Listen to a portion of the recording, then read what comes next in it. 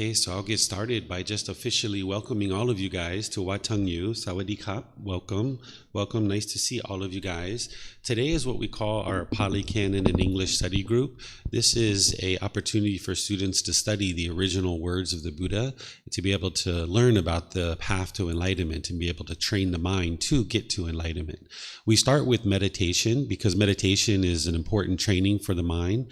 What the enlightened mind is where the mind is peaceful, calm, serene, and content with joy. It no longer experiences any anger, sadness, frustration, irritation, annoyance, guilt, shame, fear, boredom, loneliness, shyness, resentment, jealousy. All these discontent feelings in others are eliminated from the enlightened mind. And this comes with training. By the time you get to enlightenment, you don't even have the slightest displeasure in the mind or the slightest dislike. You're never even in a bad mood anymore by the time you train your mind.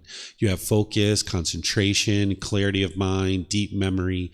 You'll notice that your personal and professional relationships will really blossom because you don't have this roughness and harshness anymore.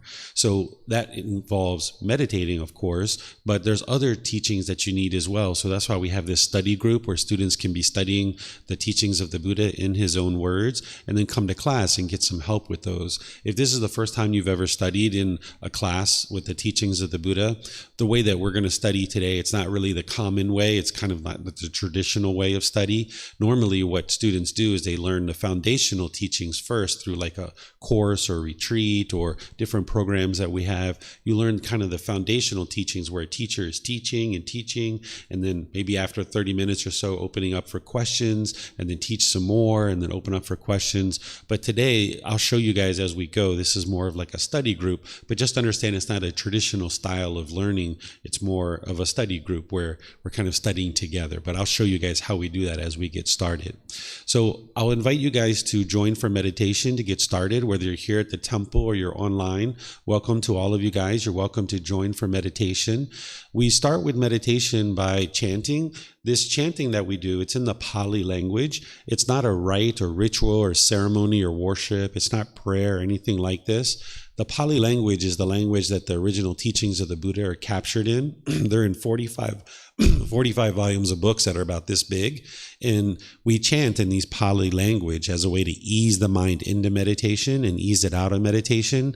During the lifetime of the Buddha, they used chanting as a way to commit the teachings to memory, because when the Buddha taught, he just taught everything orally. Nothing was written down during his lifetime. The technology to write things down hadn't made it to that part of the world yet. So what he was doing was just using this oral language. It didn't even have a script at that time because there was no ability to write it down. So they haven't even invented a script to write things down. So about every 2 weeks, they would do chanting as a way to commit the teachings to memory. So the chants that we do, it's not a rite or ritual or ceremony. There's nothing mystical or magical about these chants. There's not prayer or anything like this. In fact, if you would like to see what the chants are, there's some laminated sheets over there on the table. You can see what the chants are. I have the Pali words and then I have the English translations as well. You're welcome to follow along, and you're even welcome to chant along if you like, because what it does is it helps to kind of invigorate the mind a bit. Building some mindfulness or awareness of mind helps you to develop focus and concentration, helps you to get aware of the breath and kind of ease the mind into meditation. Once we're in meditation, I will provide some guidance to be able to help you guys to actually meditate. And then after that, there'll be a period of time where we'll just all be meditating together. All of us here at the temple and those of you guys that are online will just be meditating together as a group. And then after that, we'll come out of the meditation with some more chanting. And then we'll go into our class today. So in terms of getting comfortable for meditation, there's 4 positions that the Buddha taught to meditate. He taught seated, lying, standing, and walking positions. Usually when you're first learning, seated position works out really well, either in a chair or on the floor. If you're on the floor, you might have some cushions under your rear. This kind of gets your hips up in the air and lessens the angles at the hips, the knees, and the ankles, and allows the circulation to flow. Some people even like to put their legs off the mat, and this helps to accomplish the same thing, which is get the hips up in the air. You can sit however you're comfortable. There's not just one fixed way to actually sit. You wouldn't like to have your legs real tight because then it would inhibit the circulation. So have them nice and loose to allow the circulation to flow. Then your hands and your arms. The Buddha put his right hand over his left with his thumbs together, and he put this into his lap. So if this is comfortable for you, you could use it. But not everybody's necessarily going to find that comfortable. So there's other options as well. Some people like to put their palms on their thighs or on their knees. Some people like to put their palms up. Do whatever's comfortable for you. You're not interested in the body being luxurious, because then it tends to be lethargic and dull, but you're also not interested in the body being painful either. So you'd like it to be in the middle where it's nice and comfortable. And then the upper body, you would like this to be erect. This keeps the mind attentive and alert during the meditation, whereas if you were slouched, the mind would have a tendency to be dull and lethargic. But if you were real rigid, the mind would have a tendency to be overactive and uptight. So you'd like the upper body to be erect, so it keeps the mind attentive and alert during the meditation. After the chanting, I'm just going to be closing my eyes and just going into meditation, breathing in through the nose and out through the nose. Again, if you guys would like to follow along with the chants, you're welcome to. Or you might just close your eyes and start breathing in through the nose and out through the nose. And then I'll come back with some guidance to help you in meditation.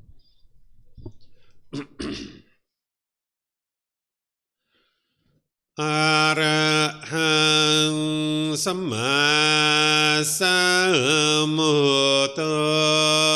Bhagava Wat Tung Bhagavanang Apivateyami Savakhato Bhagavata Dhammo Dhammang Namasami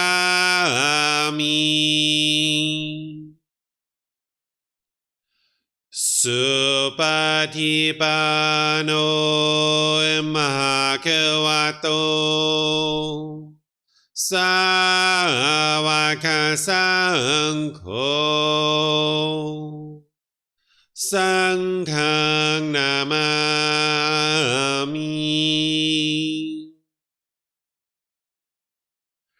Namo Tassa Bhagavato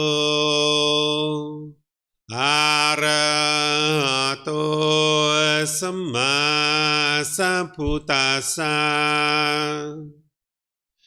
Namo Tassa Bhagavato Arahato Samma Sambuddhassa Namo Tassa Bhagavato Arahato Samma Sambuddhassa Iti piso Bhagava Arahang Samma Sambuddho Vicacaranang Sammuno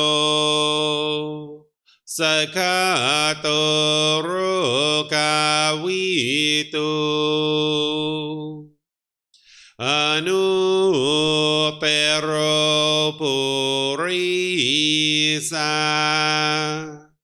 Dhamma Sati Satatawap Manusanang Oto Bhagavati.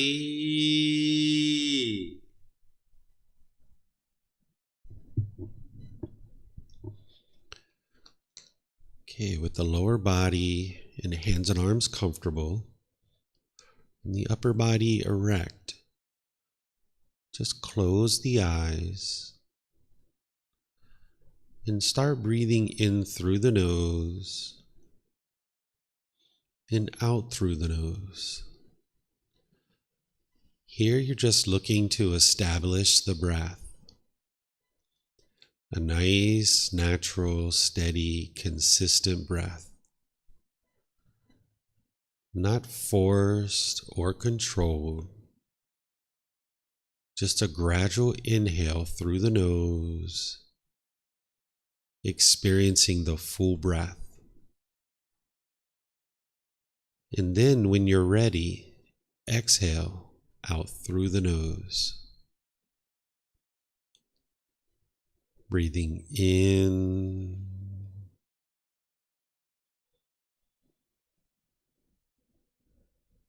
and out.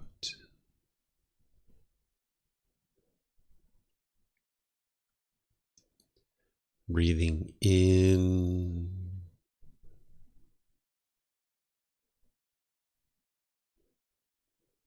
and out.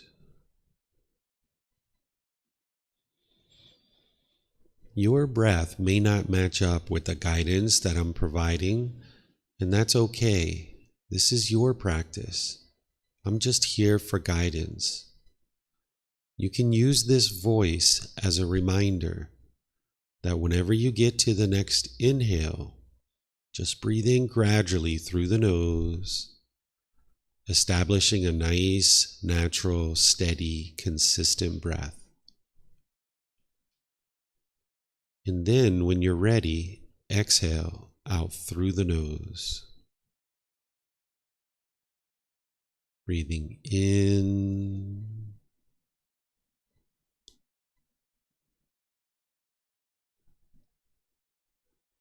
and out.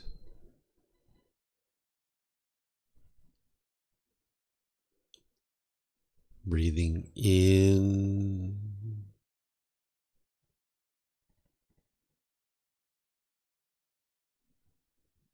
and out.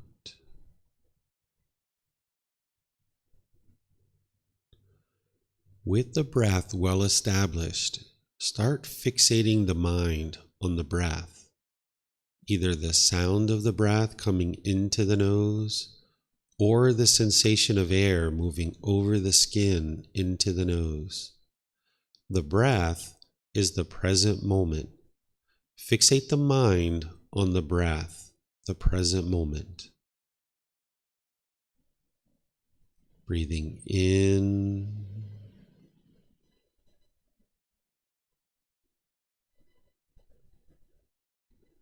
and out.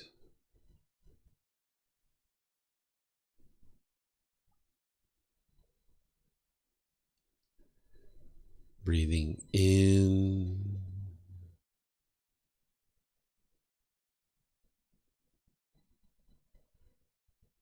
and out.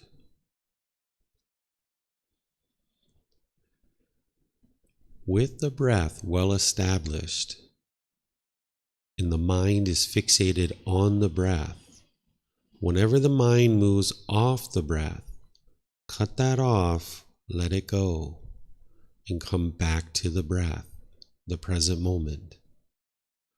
There's no need to observe the thought, judge it, label it, analyze it, or even try to figure out where it's coming from. Just wherever you notice that the mind is moved off the breath, cut that off, let it go, and come back to the breath, the present moment. Breathing in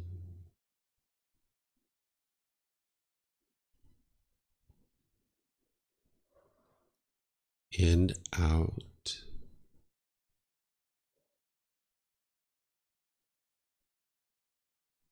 Breathing in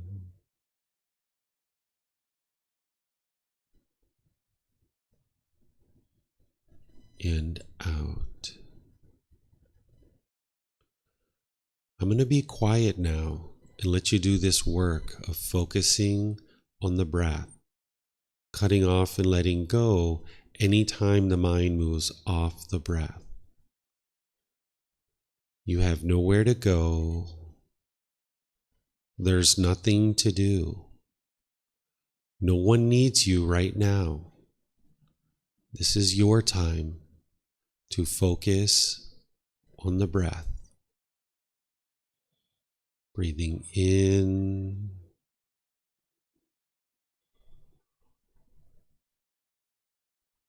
and out.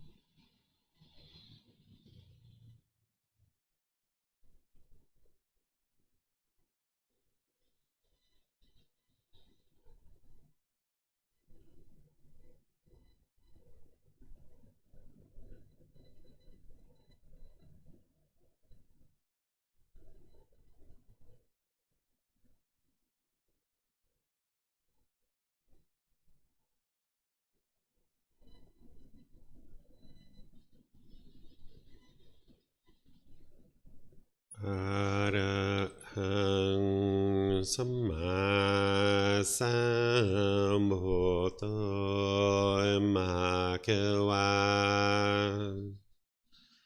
โหตังมหาเกวันทังอภิวาเทมิสวากขาโตมหาเกวตาธัมโมธัมมังนามัสสามิสุปฏิปันโนมหาเกวโตสาวกสังโฆสังฆังนามามินับโมตัสสะภะคะวะโต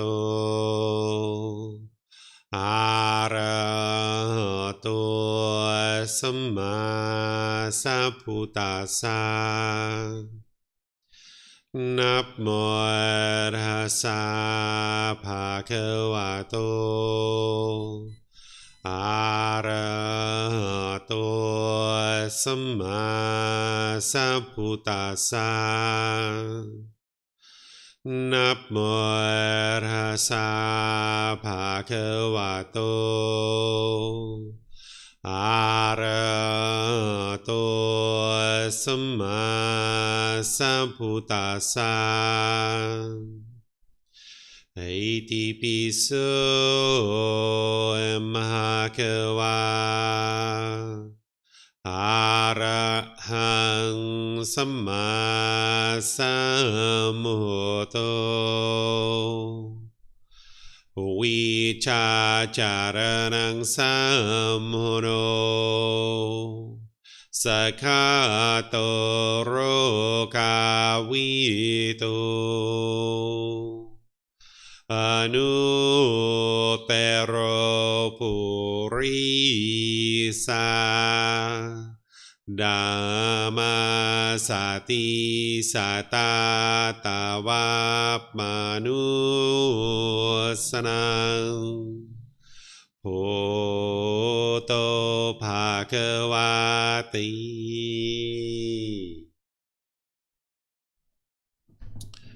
Okay, if you guys would like to slowly make your way out of meditation, I will just once again welcome all of you guys, including those of you guys that joined us since we started meditating. Welcome to all of you here at the temple and those of you guys online. For those of you guys that it's your first time here, I would just like to let you know there's a bathroom in the back of the room. It's the very last door on the right. You're welcome to use it as you like. There's also some water that students provide to allow you guys to refresh yourself. So feel free to use all of those things and feel free to come and go as you please. I know some of you guys need to go to the airport, so feel free to come and go as you please. I would like to just talk a little bit about this meditation because I know some of you guys haven't necessarily meditated here before. This is called breathing mindfulness meditation. This is a primary form of meditation that the Buddha used, and he talks about this in his teachings. And this is a meditation that will help you to be able to get to enlightenment. All of his teachings are to help you get to this peaceful, calm, serene, and content mind with joy.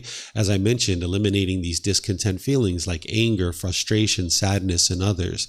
Because the human mind is causing these feelings itself, you can actually eliminate these. Oftentimes in the unenlightened state, we think other people are causing us to be angry. We say, you're making me angry, or you are frustrating me, or that is annoying me. But in reality, when you study the teachings of the Buddha, he helps you to see, and you can independently verify that your mind is actually causing these feelings itself. And that's why you can actually eliminate them, because the mind itself is causing these discontent feelings. So this meditation is to help you build mindfulness or awareness of mind and concentration, to be able to have focus and be able to have clarity of mind. And then to be able to easily let things go. Because as you go through the world and your mind wants something, it's longing, it's yearning, it's craving, it's desiring, it's attached, it's longing, yearning for something specific. If you get that thing, you will get pleasant feelings like happiness, excitement, elation, thrill, exhilaration, euphoria. But if you don't get what you want, you'll get painful feelings like sadness or anger or frustration, because the mind's chasing and it feels like it can only be happy if you get this thing that you want.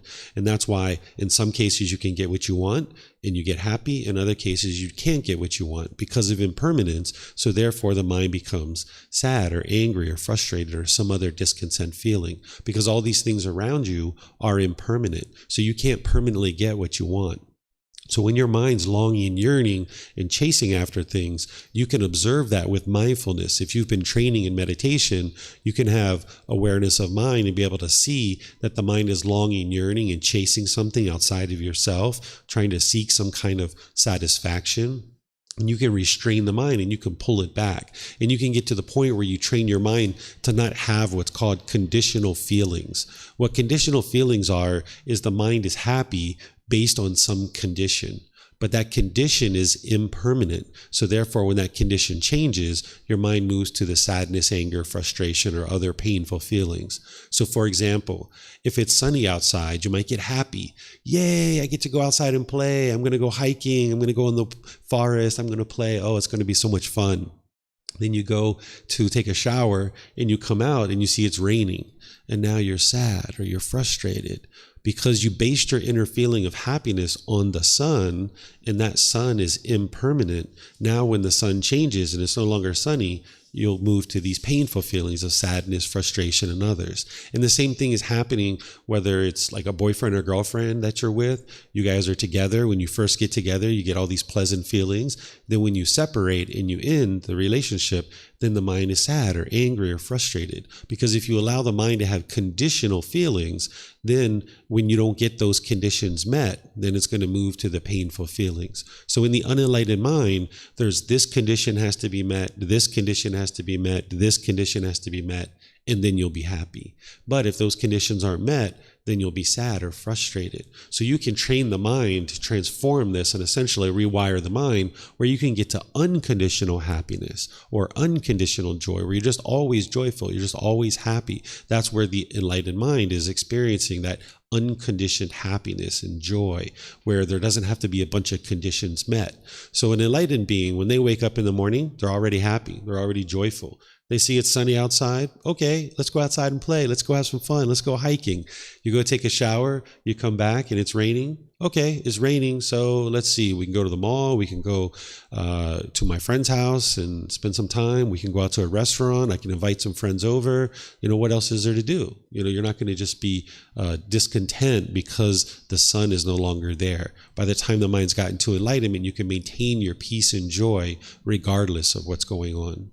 And the way that you do that is one of the things you need is this meditation to be able to develop this mindfulness, awareness of mind and concentration, so that when you see your mind is craving, desiring, attached, longing, yearning, you can notice that and then you can pull the mind back and restrain it. Because if you learn that this cravings, desires, attachments are going to ultimately end up with you in sadness and anger or frustration or guilt or shame or boredom or loneliness or some other discontent feeling, then when you see this truth with wisdom, then you take the action to be able to train the mind and essentially rewire the mind so that it doesn't experience these conditioned feelings any longer.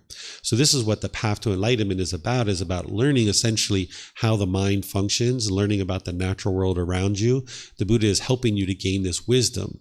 The teachings of the Buddha, it's not about believe, and hope something good happens when you die.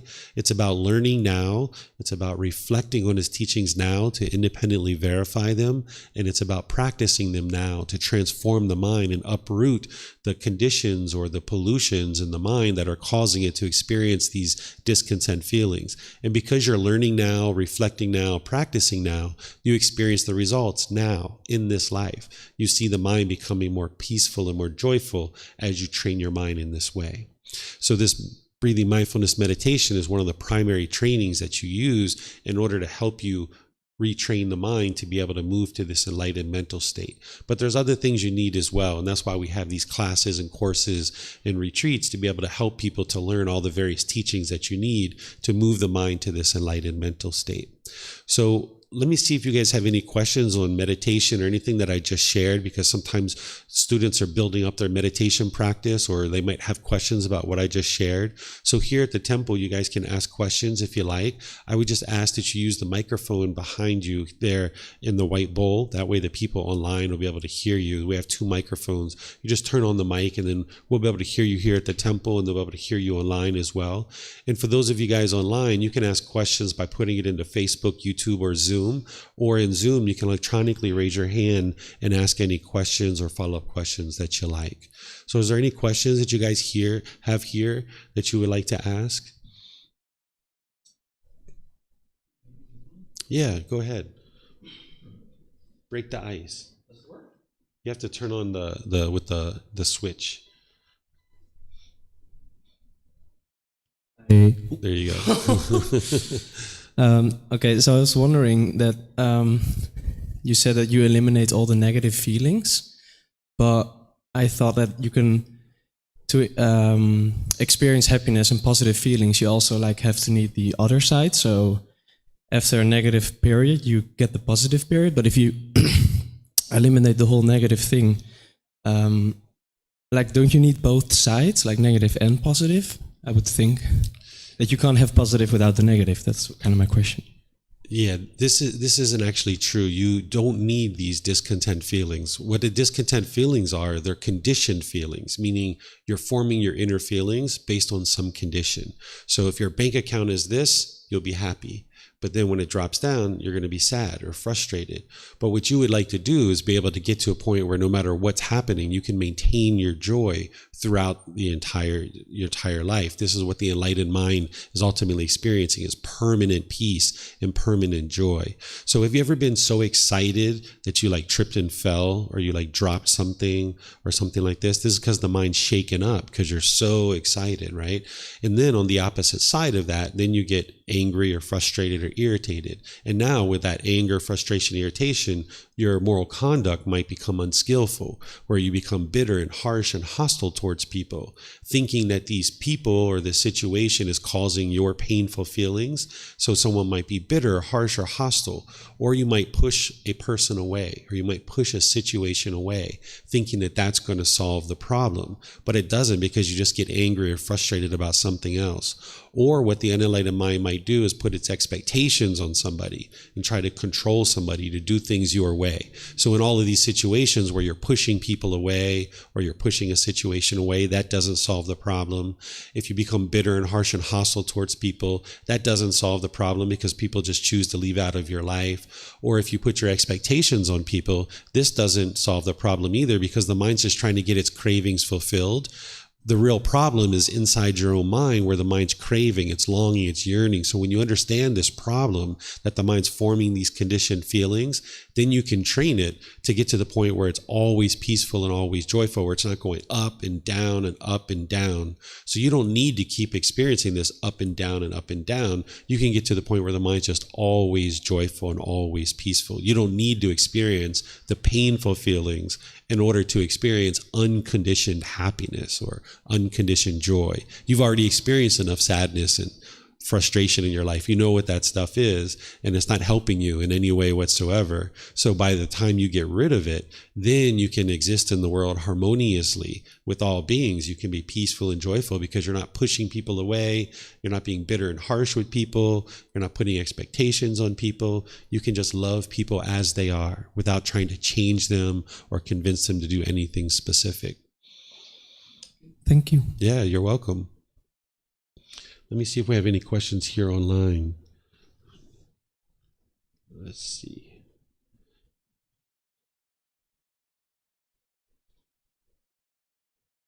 Okay, I'm not seeing any questions online here. So what we'll do then is just transition over to our Pali Canon and English study group. The Pali Canon is the original teachings of the Buddha, in language that is captured. And like I mentioned, it's in 45 large volumes of books. I have this book series that I've consolidated it into 13 books, and then I give it away to people for free. You can download it for free from the website that we have. You can take that file and go print it. You can order these books on Amazon. If you have access to Amazon, you can get them here. We just ask that you reimburse us for the printing cost. But you can read these books and you can learn the original teachings of the Buddha, starting with the first book. And that's our program that we have on Sunday and Wednesday, where students are coming to class and learning the foundational teachings of the Buddha.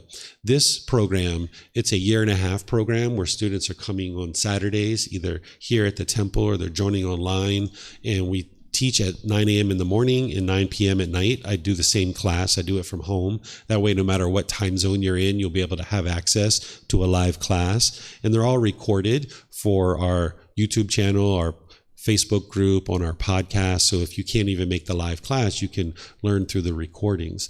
The way that we do the class is we invite a student to volunteer to read the chapter. These chapters, they're actually quite small. They're maybe like see a page and like a quarter. And a student will read this, and then after the student reads it, then I will share a little bit of teachings for about 5 minutes or so on that particular chapter, and then I'll open up to any questions that you guys have. This is more of a study group, whereas I mentioned in other courses, retreats, and programs, I'll just be teaching and teaching and teaching and helping you guys learn. But here, students tend to learn in a foundational program first, and then they move into this class in order to kind of help them to further understand the teachings of the Buddha on the path to enlightenment. So is there someone here that would like to volunteer to read this first chapter? No need to be shy. You guys can volunteer. Sham, or you? Okay. Yeah, we have 2 mics. If you guys would like to pass them around, that way if one person reads, then the other person can read the next chapter. So we've got 2 volunteers. Can you pass the other mic up to this young lady? Yeah. So maybe you can take the next one. Or Sham, you going to take the first one, or you would like to take the first one? Oh, sure. Yeah, take the first one. They're going to be leaving at 10 o'clock. Yeah. One who is engaged is unliberated. One who is disengaged is liberated. Monks, one who is engaged is unliberated. One who is disengaged is liberated. Consciousness, monks, while standing, might stand engaged with form, based upon form, established upon form, with a sprinkling of excitement. It might come to growth, increase, and expansion. Mm-hmm. Yeah. Our consciousness, while standing, might stand engaged with feeling, based upon feeling, established upon feeling, with a sprinkling of excitement. It might come to growth, increase, and expansion. Or consciousness, while standing, might stand engaged with perception, based upon perception, established upon perception, with a sprinkling of excitement. It might come to growth, increase, and expansion. Or consciousness, while standing, might stand engaged with volitional formations, choices or decisions, based upon volitional formations, established upon volitional formations, with a sprinkling of excitement. It might come to growth, increase, and expansion. Monks, though someone might say, separated from form, separated from feeling, separated from perception, separated from volitional formations, I will make known the coming and going of consciousness. Its passing away and rebirth, its growth, increase, and expansion is impossible. Monks, if a monk has abandoned desire for the form aggregate, while the abandoning of craving the basis is cut off, there is no support for the establishing of consciousness. If he has abandoned desire for the feeling aggregate, for the perception aggregate, for the volitional formations aggregate, for the consciousness aggregate, while the abandoning of craving the basis is cut off, there is no support for the establishing of consciousness. When that consciousness is unestablished, not coming to growth, non-generative, the mind is liberated. By being liberated, the mind is steady. By being steady, the mind is content. By being content, one is not agitated. Being unagitated, one personally attains enlightenment. One understands, destroyed is birth, the holy life has been lived, what had to be done has been done, there is no more than this state of existence. Thank you. Thank you. Appreciate that. So here the Buddha is using this word engaged and disengaged as part of craving or non-craving. What he's describing is when you're engaged, meaning that you're craving, desiring, attached to what he's referring to here, and we call the 5 aggregates, which are form, feeling, perception, volitional formations, and consciousness. I'll explain to you guys what these are in a moment. So he's talking about this craving, desire, attachment, this longing, yearning, this holding on to things, which is what I was kind of giving you guys a little bit of an intro to earlier. As long as your mind's craving and thinking something outside of you is going to provide some kind of lasting satisfaction, the mind's going to keep experiencing that up and down and up and down. Oftentimes we're taught to chase money, and that's what's going to make you happy, or chase some job, and that's what's going to make you happy, or chase a boyfriend or girlfriend, and that's what's going to make you happy, or chase a new pair of shoes or new clothes or something like this. Of course, you might need these things in your life, and you might have these things in your life, but it's when the mind is thinking this external thing is going to provide some kind of lasting satisfaction that it chases and it longs and it yearns and it clings to it. And now when you're holding on to it, it's not permanent. So as long as you're forming your inner feelings based on this thing, then as soon as that thing changes due to impermanence, it's going to change. Everything around you is impermanent. So if your mind is craving this permanence, wanting this boyfriend to be permanent, or this pair of shoes, or this job, or this money, as soon as all these things are changing, your mind's going to end up in these painful feelings at some point. So here the Buddha is explaining about these 5 aggregates. And this book that we're studying, it's called The 6 Sense Spaces. It's actually volume 9 of the book series. So if this is your first time learning in a class, this is like diving into the deep end, right? So you may not understand this 100% when we're done, but you'll understand a little bit more than when you started, right? So the 5 aggregates, what these are, some people refer to them as the 5 collections or 5 elements. The Buddha is explaining to you this true reality and helping you to be able to see what's actually occurring in the world around you. He's explaining the natural laws. So one of the things he's explaining here, these 5 aggregates, he's helping you to understand that you have these 5 aggregates, and if you cling to them, that your mind's going to be discontent. What these 5 aggregates are is form, is the physical form. As a human being, you have physical form. And then you have certain feelings in the mind, painful feelings, pleasant feelings, neither painful nor pleasant feelings. Then you have certain perceptions. These are your views and opinions about the world, the way you look out at the world. Everybody looks out at the world differently. There are certain perceptions that one might have. Then there's volitional formations, which are choices and decisions. We all make choices and decisions. And then there's a consciousness, or the mind. So these are the 5 aggregates: physical form, feelings, perceptions, volitional formations, which are choices and decisions. And then there's a consciousness, or the mind. And if you cling to any of these things, craving for them to be permanent, then your mind's going to be shaken up in discontent when these things are changing. So let me give you some examples. Like if you cling to this physical form, like at one time we were all potentially very youthful, or maybe you still are very youthful. But as you age, things are going to change with this physical body. You're going to get wrinkles, you're going to get gray hair, you're going to be losing your hair, you might get a mole or a pimple here or there, you might get some fat here or there. Whereas if you cling to this body, wanting it to be permanent, when you start noticing all these physical changes to the body, your mind will get shaken up. You'll be frustrated or sad or agitated that you now don't have that youthful appearance, or you're starting to get a gray hair or wrinkles or things like this, or maybe the body can't move in the way that it once did. Same thing with the feelings. If you have certain feelings that come into your mind, if you cling to these feelings and think that that's who you are, now your mind is clinging to these feelings. And as your feelings change and go up and down and up and down, you'll be shaken up because of that. Or certain perceptions. The perceptions are like your views and opinions of the world. Have you ever been in a conversation where you or the other person was strongly advocating for your opinions and views, and it was almost like a fight until death to convince that person that you're right and they're wrong, right? This is you clinging to your perceptions and views, not realizing the universal truth of impermanence, that everybody's going to have different opinions and different views. It's not possible for everyone to have the exact same opinions and views because we've all had different experiences in life. So if we cling to our perceptions, then it's going to cause discontentedness in the mind, because you're going to be there advocating for someone to agree with you when it's not possible for everyone to agree with you. There's only one person in the world that agrees with you 100% of the time. Do you know who that person is? You, right? That's it. That's the only person. So you're going to encounter people who you disagree with and who disagree with you.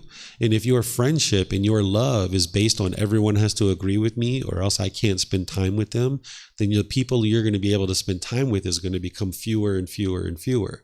So you would like to be able to understand impermanence, that everyone's got their own opinions and views, and that's okay, and that's what makes the world wonderful, and not to cling to your own opinions and views and think that your job is to convince everybody to agree with you in the way that you do things. So that would be understanding to not be engaged with your perceptions, to be disengaged. That's what the Buddha is using the language here, because then you can be free and you can be liberated.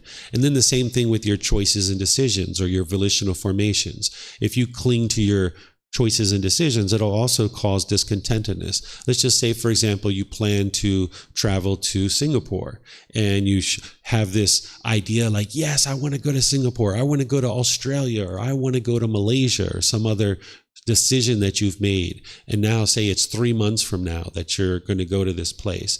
And then as you get closer and closer, all of a sudden the airplane company goes on strike and the airplanes are shut down, and you get to the airport and your flights are canceled. Well, if you're clinging to your decision, you would be upset, you would be frustrated, you would be agitated, not realizing that it's not possible for every single plane that has ever been scheduled to be on schedule. It's not possible because of impermanence. They're going to sometimes be late. They're going to sometimes be early. They're going to sometimes be closed down because of the strike or whatever else might be going on at that company. So if you cling to a decision that I want to go to Singapore, I have to go to Australia. Now when you show up to the airport and your flight's either delayed or it's late or it's canceled for any reason, you'll be frustrated, you'll be irritated. So you need to get to the point where you make decisions, but you realize that these decisions aren't permanent, that you're going to need to change them in some cases, where if you cling or you crave or you hold on to these decisions, you'll experience frustration at some point because your decisions can't be permanent because of the universal truth of impermanence. And then the same thing with the consciousness. There's certain things that the mind is holding on to, certain identity in your mind, like I am American, or I am Chinese, or I am Indian. I don't know where all of you guys are from, but if you have a certain ethnicity or a culture or a sexual orientation or a certain job or something like this, and you're clinging to this, thinking that this is who you are and this is your identity, when somebody says something agreeable to you, like maybe all Americans are friendly and lovely and kind, or all Chinese people are friendly and loving and kind, you'll get all these pleasant feelings. But it's only a matter of time before you hear something degrading and disparaging. Because of impermanence, not everybody's going to say that where you're from is a wonderful place. And now if you identify with that in your mind and in your consciousness, you could be at a restaurant at one table and overhear somebody talking about your country, where you're from, and you could get frustrated. You can't control what other people say. You can't control what other people do. All you can do is control your own mind by training your own mind. So to get to this liberation that the Buddha is talking about, he's saying you need to practice non-craving or non-clinging. Here he's using the word disengage just to kind of mix it up, because if he used all the same words all the time, it would be quite boring to study with that teacher. So you would need to hear this different ways. So he uses engaged and disengaged here to represent what he often refers to as craving or non-craving, or clinging or non-clinging, where your mind is not holding on. And when you're not holding on and clinging to these things, then you can get to liberation, where your mind is free and you have freedom of mind. So let's see what else we've got here. That's essentially what he's talking about. Then eventually what he gets to down here is he says, essentially by eliminating the craving and the clinging, the mind gets to this liberation, to the steadiness. Where the mind's steady, the mind is content. Where the mind's content, it's not agitated. Being unagitated, one personally attains enlightenment or nibbana. Right? This is the actual enlightened mental state where the mind's peaceful and joyful. And then having gotten to enlightenment, then you will know, one will understand, destroyed is birth, meaning you won't be experiencing continuous rebirth. Because the same thing that's causing discontent feelings, which is craving, desire, attachment. That's what's causing these conditioned feelings. That's the same thing that's causing continuous rebirth in the cycle of rebirth. We've all been reborn countless times in the past, whether you remember that right now at this point or not. The same thing that you're eliminating to get to this enlightened mental state, the craving, desire, attachment in the mind, is the same thing that is leading to rebirth. That if you allow craving, desire, attachment, this burning desire to be in the mind, then those are the conditions that are causing one to be reborn. So by the time you get to enlightenment, you'll notice that it's 1 year, 2 years, 3 years. You haven't experienced any discontent feelings whatsoever. You haven't been angry. You haven't been frustrated. You haven't been irritated. You'll know that you've gotten to enlightenment. And you'll also know that you're not going to experience rebirth. And that's what the Buddha is explaining here, that one understands destroyed is birth. The holy life has been lived. What had to be done has been done, meaning you've trained your mind. You did what you had to do. You aren't holding on to this world anymore. If you continue to hold on to this world and you're lacking wisdom, then you're going to need to keep coming back to gain that wisdom and experience life over and over and over again. But if what had to be done has been done, it means you've trained your mind. You did what you had to do. So it's time to get out of here, get out of this whole cycle of rebirth. There's no more for this state of existence, meaning this existence has come to an end and you're no longer going to experience rebirth. You guys have any questions on this chapter? Those of you guys online, you can put them in the Facebook, YouTube, or Zoom, or here at the temple, you can just raise your hand and ask any questions that you like. Okay, so let's move on to the next chapter. Sham, this is chapter 42. Without excitement, the three underlying tendencies are abandoned. Monks, dependent on the I and forms, I consciousness arises. The meaning of the three is contact. With contact as condition, there arises a feeling felt as pleasant or painful, or neither painful nor pleasant. Dependent on the ear and sounds, ear consciousness arises. The meeting of the three is contact. With contact as condition, there arises a feeling felt as pleasant or painful, or neither painful nor pleasant. Dependent on the nose and odors, nose consciousness arises. The meeting of the three is contact. With contact as condition, there arises a feeling felt as pleasant or painful, or neither painful nor pleasant. Dependent on the tongue and flavors, tongue consciousness arises. The meeting of the three is contact. With contact as condition, there arises a feeling felt as pleasant or painful, or neither painful nor pleasant. Dependent on the body and physical objects, body consciousness arises. The meeting of the three is contact. With contact as condition, there arises a feeling felt as pleasant or painful, or neither painful nor pleasant. Dependent on the mind and mental objects, mind consciousness arises. The meeting of the three is contact. With contact as condition, there arises a feeling felt as pleasant or painful, or neither painful nor pleasant. When one is touched by a pleasant feeling, if one does not excite in it, welcome it, and remain holding to it, then the underlying tendency to crave does not lie within one. When one is touched by a painful feeling, if one does not sorrow, grieve, and have displeasure, does not weep, beating one's breast, and become distraught, then the underlying tendency to aversion does not lie within one. When one is touched by a neither painful nor pleasant feeling, if one understands as it actually is the cause, the disappearance, the gratification, the danger, and the escape in regard to that feeling, then the underlying tendency to ignorance, unknowing of true reality, does not lie within one. Monks, that one shall here and now make an end of discontentedness by abandoning the underlying tendency to crave for pleasant feelings, by abolishing the underlying tendency to aversion towards painful feelings, by destroying the underlying tendency to ignorance in regard to neither painful nor pleasant feelings, by abandoning ignorance and arousing true wisdom, this is possible. Okay, thank you, Sham. So here the Buddha is going into a lot of detail about eliminating what's called the three poisons or the three unwholesome roots or the three fires. Here he's referring to them as the three underlying tendencies. These are the three high-level pollutions that he discovered in the mind that is causing it to stay in the unenlightened state. This is called craving, anger, and ignorance, or unknowing of true reality. Some people refer to it as greed, hatred, and delusion, or maybe desire, ill will, or confusion. Here the word aversion is also being used. These are the three high-level pollutions that the Buddha discovered. There's actually 10 individual ones. It's called the 10 fetters. These are the 10 individual pollutions.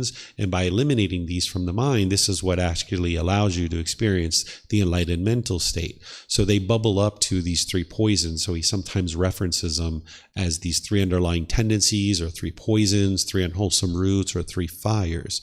So here he's going into detail, helping you understand about the 6 sense bases and what's leading to these conditioned pleasant feelings, painful feelings, and neither painful nor pleasant. This is what we've been studying in this book all along. What the 6 sense bases are is these are the eyes, the ears, the nose, the tongue, the body, and then the mind itself. You might have studied in science that there's 5 senses, but the Buddha teaches 6 because the mind itself. So the eye is coming in contact with a physical form, and you can see a physical form. And the mind becomes aware of this. This is called the eye, is the internal sense base. The external sense base is like the physical form, like this computer or this carpet. That's a physical form. Then the mind becomes aware of that carpet. This is called eye consciousness. That's what he's describing as eye consciousness. That through the eye, the mind becomes aware of this carpet. And then he's calling these 3 things contact. So there's the eye, there's the physical form, then there's awareness of that. These 3 things are called contact. Now I've been in contact with this carpet. Well, now when the carpet's brand new, it's nice and clean, and maybe that meets your craving. You have a certain craving that you would like this carpet to be nice and clean. But then if you continue to have that craving over time, as it gets stained and it gets dirty, now maybe your mind finds that as disagreeable because your craving is to have this carpet permanently clean. Well, now when your eye comes in contact with the physical form and you become aware that the carpet is not meeting your craving, this is where your painful feeling comes into place. And now the mind is experiencing the painful feeling of anger or frustration because maybe the carpet is not clean, and the mind is longing and yearning for this carpet to be clean, not realizing impermanence, that of course the carpet's going to get dirty sometimes because it can't be permanently clean. It's not possible, right? So the same thing is happening with all these sense bases, and the Buddha is making you aware of this so that you can train your mind to no longer do this. So when you hear certain sounds, the ear hears a sound. Maybe you're at a stoplight in your car and you hear this music, and it's great music, and you have this craving for rap music or hard rock music, and you're like, that's my jam. Yeah, all right. Well, now when you pull up to the next stoplight and your ear comes in contact with a different type of music, maybe instrumental music or classical music. I don't know what it is that you like or you don't like, but whatever music you don't like, maybe now your ear comes in contact with that, and now you're frustrated and you're annoyed and you're irritated. And it's because of your craving in your mind, your longing and yearning. You see some things as agreeable, you see some things as disagreeable. Same thing's happening with the nose and odors. Certain odors are agreeable to you, certain odors are disagreeable. And you're going to get these pleasant feelings, painful feelings, and neither painful nor pleasant based on your cravings. And then when there's something that you disagree with, you're going to try to push it away potentially. If the mind is experiencing this aversion that he's talking about, that you feel like if I push this person away or I push this situation away, that will solve the problem. But it doesn't, because you can't control the world, and that situation is going to occur again, and that means your frustration is going to arise again. So if you eliminate the craving, which is what the Buddha ultimately gets to down here, where he says, right here, he says, when one is touched by a pleasant feeling if one does not excite in it, welcome it, and remain holding to it, then the underlying tendency to crave does not lie within one. So if you're at that stoplight and the music comes up next to you in another car, and it's like, that's some great music. Excellent. I like this music. You can enjoy it, right? It's like, wow, that's really great music. But you don't remain holding on to it, craving it to be permanent. So that now when you pull up to the next traffic light and there's some music that you don't prefer, it's like, well, they're having fun. That's great. You know that this light is only going to be a 3-minute light. It's impermanent. Eventually this music's going to be gone and this person's going to be on their way. No reason to sit there and be frustrated just because of 3 minutes of this music. So if you hold on to this pleasant feeling when the music pulls up next to you that you like, then when the music pulls up next to you that you don't like, you'll be frustrated and irritated. So that's why the Buddha is saying, do not excite in it, don't welcome it, don't remain holding on to it, because when you see that pleasantness of the music, don't crave it, don't long for it, don't cling to it. And that's how you get to the point where then when one is touched by a painful feeling, if you notice painful feelings, so if you notice a painful feeling arising with your mindfulness, that you don't sorrow, grieve, have displeasure, like this language, does not weep, beating one's breast, right? If you've ever done that, why is this happening to me? I don't want this to happen, right? Becoming distraught, then the underlying tendency to aversion does not lie within one. So you don't push away these things, realizing that that's not going to solve the problem. You got to eliminate the craving. That's how you eliminate the aversion or the anger. That's what the second one is. And then when touched with a feeling that is neither painful nor pleasant, if one understands as it really is the cause, disappearance, gratification, danger, and escape, then the underlying tendency to ignorance or unknowing of true reality, confusion, doesn't exist within one. We talked about this cause, disappearance, gratification, danger, and escape in other chapters. I'm not sure if I have it in here. Yeah, there it is. So what the cause is the cause of these pleasant, painful, neither painful nor pleasant. That is craving, desire, attachment, the longing, the yearning. What the disappearance is understanding that it's impermanent, that these feelings that arise, they're impermanent. So if you understand the universal truth of impermanence, then you understand that these feelings are going to disappear. Then what the gratification is understanding central desire, that the mind has central desire where it's longing and yearning through these sense spaces. The mind is wanting permanently agreeable contact. You want to see permanently agreeable things or hear permanently agreeable things or smell or taste or have certain contact with the body or certain things in the mind to be permanently agreeable to you. But it's just not possible for things to be permanently agreeable. So this is all coming from the mind's pollution of central desire, where the mind wants permanently pleasing contact through the 6 sense bases.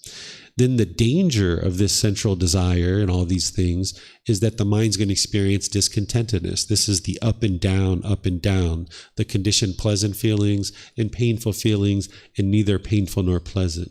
And then the escape from all of this is the Eightfold Path. This is the core central teaching of the Buddha, where he's giving you 8 individual steps of how to train your mind to not go up and down throughout your life. And you can maintain your joy and your happiness at all times. So an individual who's getting onto the path to enlightenment and interested to eliminate anger and frustration and these other discontent feelings, they would need to learn the Eightfold Path inside and out, backwards and forwards, using the original words of the Buddha.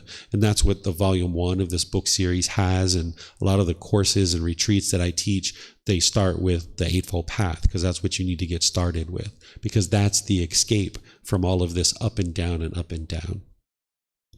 And I think that's everything here, other than the Buddha just basically saying, okay, once you do that, once you eliminate craving, desire, attachment, once you eliminate anger, hatred, ill will, once you eliminate the ignorance or unknowing of true reality, now you've made an end of discontentedness, because you've eliminated this craving, aversion, and ignorance. Aversion is also described as anger, hatred, and ill will. Aversion is just the pushing away of something, thinking that the problem is somebody else or something else, so you tend to push that away when the mind has craving. Okay? Any questions on this chapter?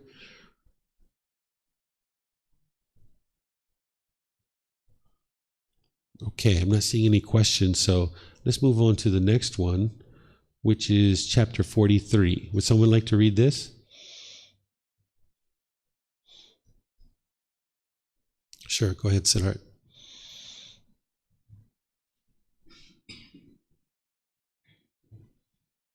Freed from discontentedness. Monks, one who does not seek excitement in form does not seek excitement in discontentedness.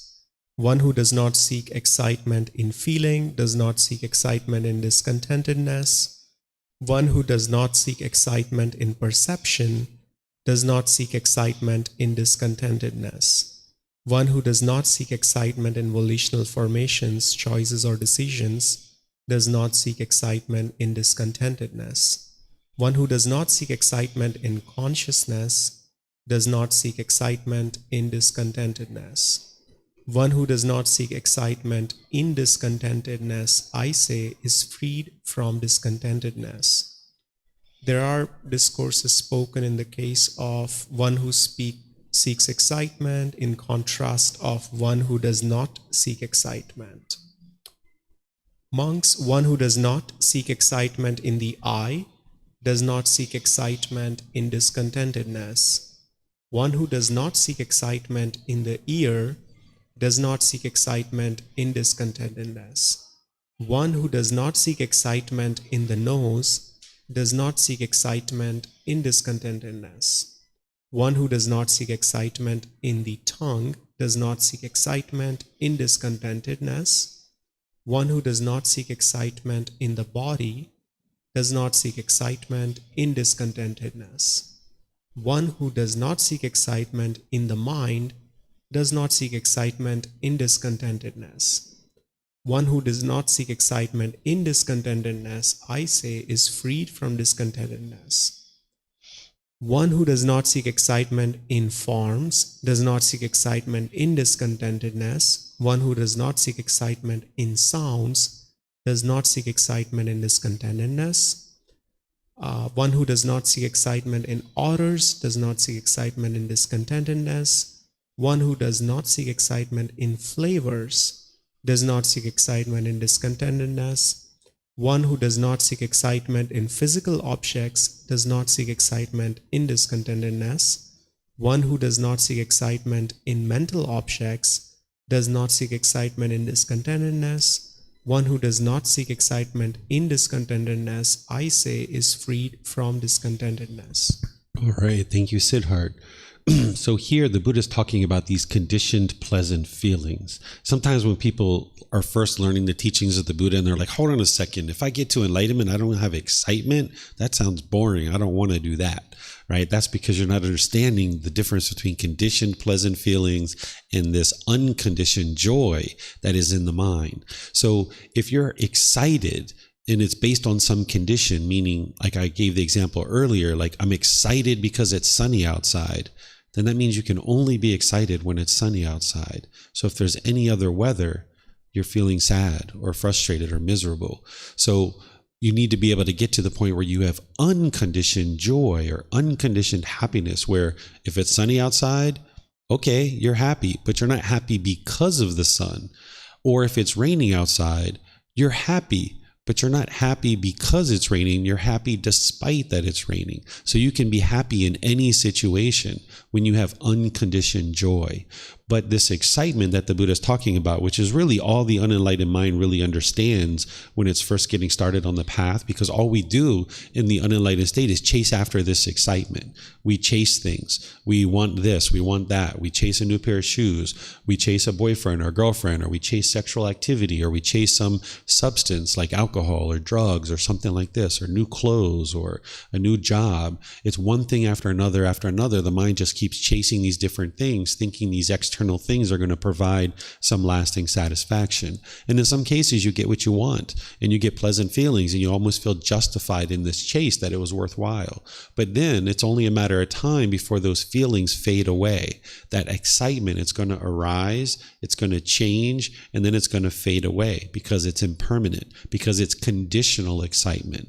What you would ultimately like to get to is where the mind can maintain its happiness and its joy permanently, where it's unconditioned, where when you're employed and you have a job, you're happy, but not happy because of the job. You're just already inwardly happy. But then when you're unemployed, for example, and you know that you're between jobs, you can still maintain your happiness. That your happiness isn't based on whether you're employed or unemployed, or what your bank account is, or any of these other conditions that one might form. So here, the Buddha is giving you a whole list of things to ensure that you're not chasing after these things, wanting excitement from them, because as soon as you allow your mind to gain excitement from these things, then those conditions are going to change and your mind's going to end up in the painful feelings. So the first ones that he's talking about are the 5 aggregates, which I explained earlier: the form, feeling, perception, volitional formations, and consciousness. He's saying, okay, don't seek excitement in these things. You see that maybe now you're youthful, you're beautiful, you're handsome. Okay, that's what you are now. That's maybe where you are in your life based on your age. Don't take excitement in that. Just be like, all right, well, this is the physical body. This isn't me. This isn't who I am. As I age, this body is going to look completely different, and that's okay, and that's normal. And then the same thing with the feelings, perception, volitional formations, and consciousness, as we were talking earlier. Then he's talking about these 6 sense bases: the eye, ear, nose, tongue, body, and mind. These are the internal sense bases. He's saying don't seek excitement in these things. And then these internal sense bases, they have contact with these external sense bases of forms, sounds, odors, flavors, physical objects, and mental objects. Let's describe mental objects a little bit, because I think you guys understand enough about forms, sounds, odors, flavors, physical objects, that these sense bases are longing, yearning for those things to be a certain way and be agreeable. What mental objects are in this context is anything that's going on in the mind. Say in the present moment, you're thinking about the past, and maybe you had some traumatic situations that happened to you in the past, and your mind is still clinging to those experiences. Well, now in the present moment, you can't be happy because your mind is clinging to these experiences that happened to you in the past. Maybe you got beat up. Maybe you had a really hard time. Maybe you even had some emotional abuse or sexual abuse in your life. If you cling to these things that happened in the past, then that means in the present moment, your mind is having this mental object of something that it's holding on to. And now in the present moment, you find it difficult to be happy, that the mind is sad and feeling disgruntled about something that's happened in the past. And the same thing can be happening for the future. If you're in the present moment, worried about the future, having anxiety about the future. You can also have pleasant things like this, like maybe something pleasant happened in the past. Maybe you went on vacation, or maybe you were really rich and wealthy in the past, but now you don't have that much money. Now, if you're in the present moment, longing, yearning to be rich again, then you're going to be discontent, because in the past, your life was one way because of your wealth at that particular time. And now if you want that same thing right now in the present moment, and you're longing and yearning for it, then that means you're going to be discontent because you're longing and yearning for something that you no longer have. And the same thing can happen for the future. You might be longing and yearning and chasing after something in the future. Let's use this example of maybe a holiday or a vacation. Let's just say you're at work now and you're planning on a vacation 6 months from now to go to Australia, and you get so excited. You can't wait to go to Australia. Your mind is almost obsessed with it, just longing, yearning, can't wait to go to Australia. Well, then as you get closer and closer to that situation, as things change, maybe your money changes, maybe you get injured, maybe the airplane company goes out of business or goes on strike, and you can't go to Australia. Now you'll be frustrated. So if you allow the mind in the present moment to be longing, yearning, having these thoughts and these mental objects where you're longing and yearning for them, then you'll get excited in the present moment. But then when those conditions change, you're going to end up in these painful feelings. So the Buddha is saying, one who does not seek excitement in mental objects does not seek excitement in discontentedness, meaning you won't experience discontentedness. And ultimately what he says is, one who does not seek excitement in discontentedness, I say, is freed from discontentedness, meaning your mind is liberated because you're not constantly seeking excitement with something outside of you. As long as you keep seeking excitement with something outside of you, none of that's going to provide permanent happiness or permanent joy, because it's an impermanent thing. And if you form your inner feelings based on this impermanent thing, then as soon as that thing changes, then you will experience the painful feelings. So it's a matter of learning how that you need food, you need clothes, you need to have relationships, you need to have food and these things in your life. You need this, but oftentimes what the unenlightened mind is doing is chasing its wants. It doesn't just try to fulfill its needs, it's chasing its wants. And when you do that and you're wanting, and you're chasing those things, you can only be happy if you get your wants fulfilled. But if you look at what do you truly need and you address those and you make sure you acquire those things and then you don't cling to them, then you can maintain your joy and peacefulness long term. But it takes training of your mind to be able to do that. We can talk about it and you might start to understand it intellectually, but you need to actually train the mind to be able to do these things. And if you don't understand what I'm sharing, be sure you ask questions. Don't just sit there and be confused. Ask me questions if you don't understand what it is that I'm sharing, and I'll help you to understand this, because as long as you don't understand what the problem is in the unenlightened mind, you wouldn't be able to fix it. So feel free to ask any questions that you like. And those of you guys online, you can also ask questions as well.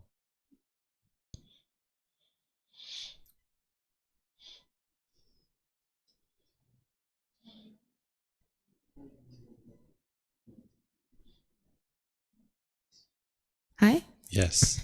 All right, so maybe this is a silly question, but I'm kind of new to this whole thing.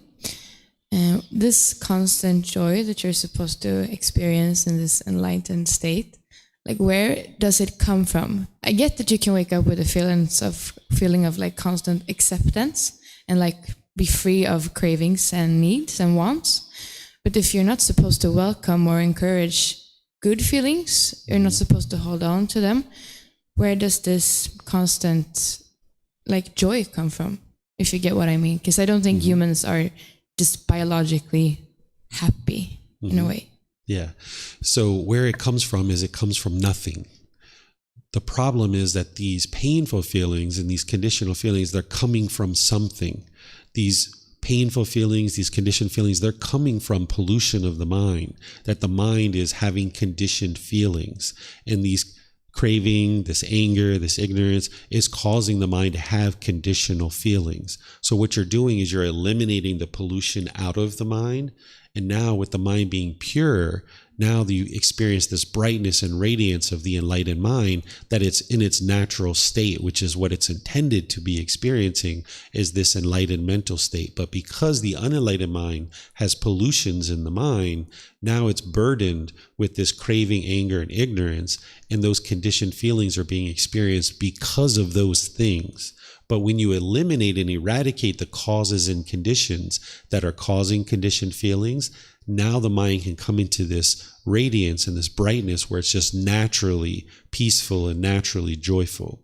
Have you ever been somewhere before where you've been maybe sitting on a bench, maybe looking at a landscape or some kind of view, and you're like, wow, this is so peaceful. I could just sit here and do nothing all day long and just be completely happy. And I don't have to budge an inch and I could just be happy here, right? This is maybe what we might say is like temporary enlightenment, even though there's no such thing as temporary enlightenment. It's like you don't need anything, you don't want anything. You're just completely content in that present moment and you're just so peaceful, just sitting there, just doing nothing. Right? So the enlightened mind, you are doing something. You're not just sitting there doing nothing, but that shows you that your mind has the capability to not want and long and yearn and crave, and you can just be peaceful and joyful without wanting anything at all, because you're just sitting there and everything can be so peaceful and so joyful. So when you eliminate the pollutions out of the mind, then the mind can perform and experience this natural state where it's always peaceful and always joyful. I know, but life isn't looking at a pretty view, if you know what I mean. And Exactly. I feel like, yeah, I get what you mean, and I appreciate the explanation. So what I'm explaining to you is that that experience is what you can ultimately get to. Right now, your mind isn't there, right? What I was just explaining was sitting at a view and seeing a view, and now you're peaceful because of the view.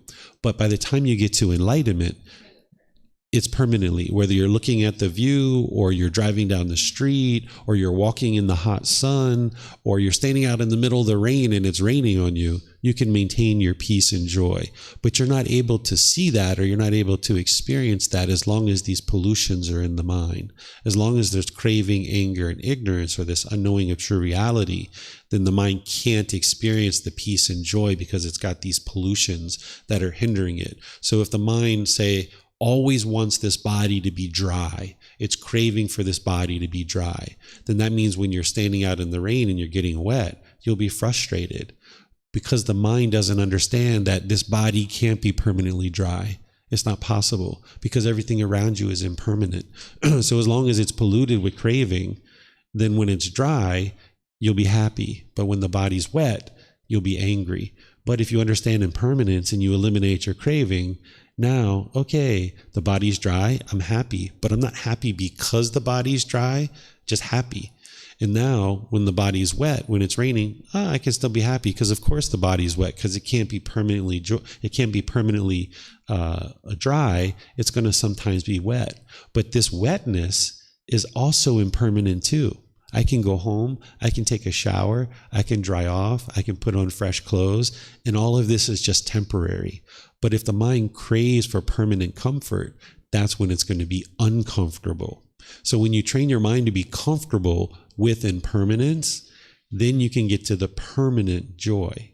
Because that's what the mind's truly doing, is it's craving permanence. It's constantly craving permanence, but it's in this impermanent world. So as soon as you train your mind to be comfortable with impermanence, you'll get what it always wanted all along, which is permanence. You'll get the permanent peace and the permanent joy. Do you see that? Yeah? Okay. So this might be the first time you've learned these type of teachings, so it's a bit of a challenge, particularly jumping in here.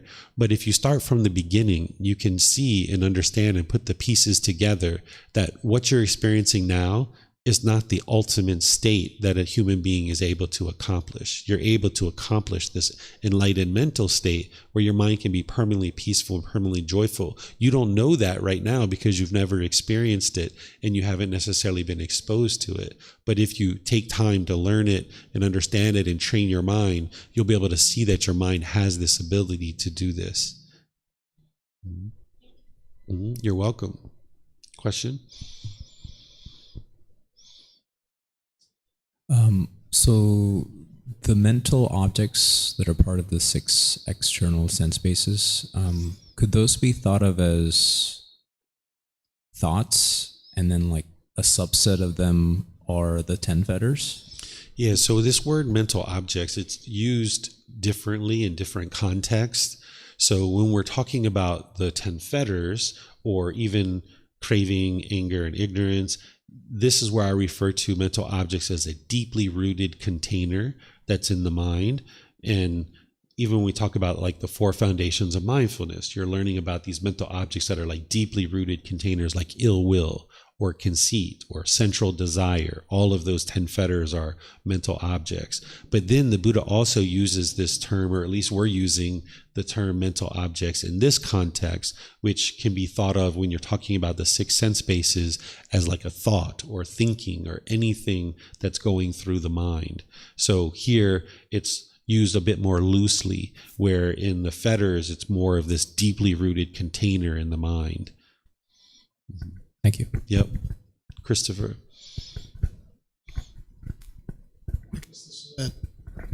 Is that on?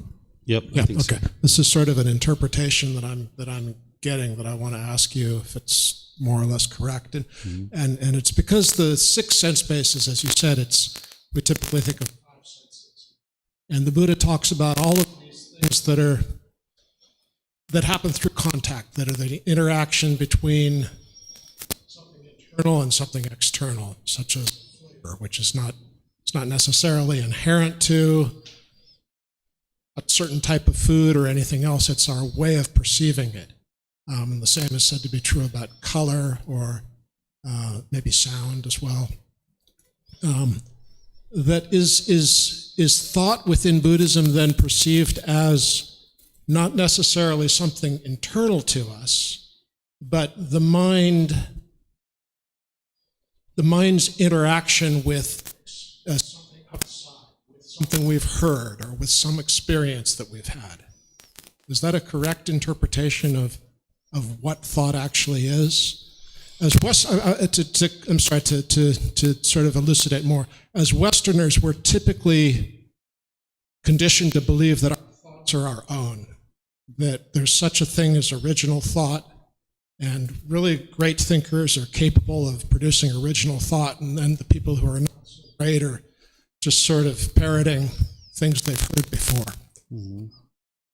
But the fact that the mind is considered as the sixth sense base, and thought also is, I'm wondering if it's parallel in the way it falls in the spectrum of flavor and color and pitch within all of these things. Yeah, so I'm not sure if I understand your question 100%, so if I don't answer it 100%, feel free to ask follow-up.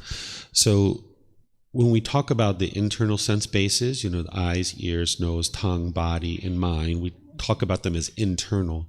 And then we talk about these external sense bases, which is very clear, like form, sounds, odors, flavors, and physical objects. Those are all external sense bases. But also, even though this mental object or this thinking or these thoughts are internal in the mind, they're thought of as external. And there's some cultures that think about the mind as being external. We tend to think about it in Western culture as inside the body. Some people even associate it with the brain, even though the brain and the mind are two different things. So these mental objects, the Buddha describes them as external sense bases, something external, but it is being produced inside the mind. It's something that the mind is experiencing inside the mind. And I don't know if that answers. Yeah, that answers, because from what I'm reading, scientific evidence and thinking about our perception is that flavors also are not inherent. If there's a tomato, it's not inherently sweet or tasting a certain way. Mm-hmm. That's our means of perception. Mm-hmm. And that's why different creatures have different tastes in what it is that they want to eat and consider delicious. Mm-hmm. That all of our perceptions are really not based on any particular reality, but based on fitness decisions, basically. How good is it for our system? Mm-hmm. And so when we taste a tomato as being sweet, we perceive it as being sweet. It doesn't inherently have this certain flavor. Yeah. But it's perceived this way because it's good for us, apparently. Right, and then maybe somebody else could eat that exact same tomato and perceive it as not being sweet, right? That's true, yeah. And it might be because they have an allergic reaction to tomatoes or some other reason. Right. Or their conditioning through life. Their mind is perceiving it differently based on their cravings and that are in the mind. Okay. Yep. Yeah, that based helps, on their central desire. When we talk about craving, desire, attachment, we talk about it that way in the basic form, but really what it comes down to is central desire. That fetter that you've studied before, that's the actual craving, desire, attachment, the mind longing and yearning through the sense bases. Mm-hmm. Thank you. Yeah. All right. So I'm not seeing any questions here online. So let's move to the next chapter, chapter 44. Would somebody like to read this? Yes, please. If that mic keeps cracking, you might need to switch to the other one or look at the batteries. I don't know if the batteries are running out on it. It should have a battery indicator on the front. Yeah. Please. Transcending physical pain by avoiding mental pain. Monks, the uninstructed worldling feels a pleasant feeling, a painful feeling, and a neither painful nor pleasant feeling. The instructed noble disciple too feels a pleasant feeling, a painful feeling, and a neither painful nor pleasant feeling. Therein, monks, what is the distinction, the disparity, the difference between the instructed noble disciple and the uninstructed worldling? Venerable Sir, our teachings are rooted in the perfectly enlightened one, guided by the perfectly enlightened one, taken refuge in the perfectly enlightened one. It would be good if the perfectly enlightened one would clear up the meaning of this statement. Having heard from him, the monks will remember it. Then listen and attend closely, monks, I will speak. Yes, Venerable Sir, the monks replied, the perfectly enlightened one said this. Monks, when the uninstructed worldling is being contacted by painful feeling, he sorrows, grieves, and has displeasure. He weeps, beating his breast, and becomes distraught. He feels two feelings, a bodily one and a mental one. Suppose they were to strike a man with a dart, and then they would strike him immediately afterwards with a second dart, so that the man would feel a feeling caused by two darts. So too, when the uninstructed worldling is being contacted by a painful feeling, he feels two feelings, a bodily one and a mental one. Being contacted by that same painful feeling, he has aversion towards it. When he has aversion towards painful feelings, the underlying tendency to aversion towards painful feeling lies behind it. Being contacted by the painful feeling, he seeks excitement in sensual pleasure. For what reason? Because the uninstructed worldling does not know of any escape from painful feelings other than sensual pleasure.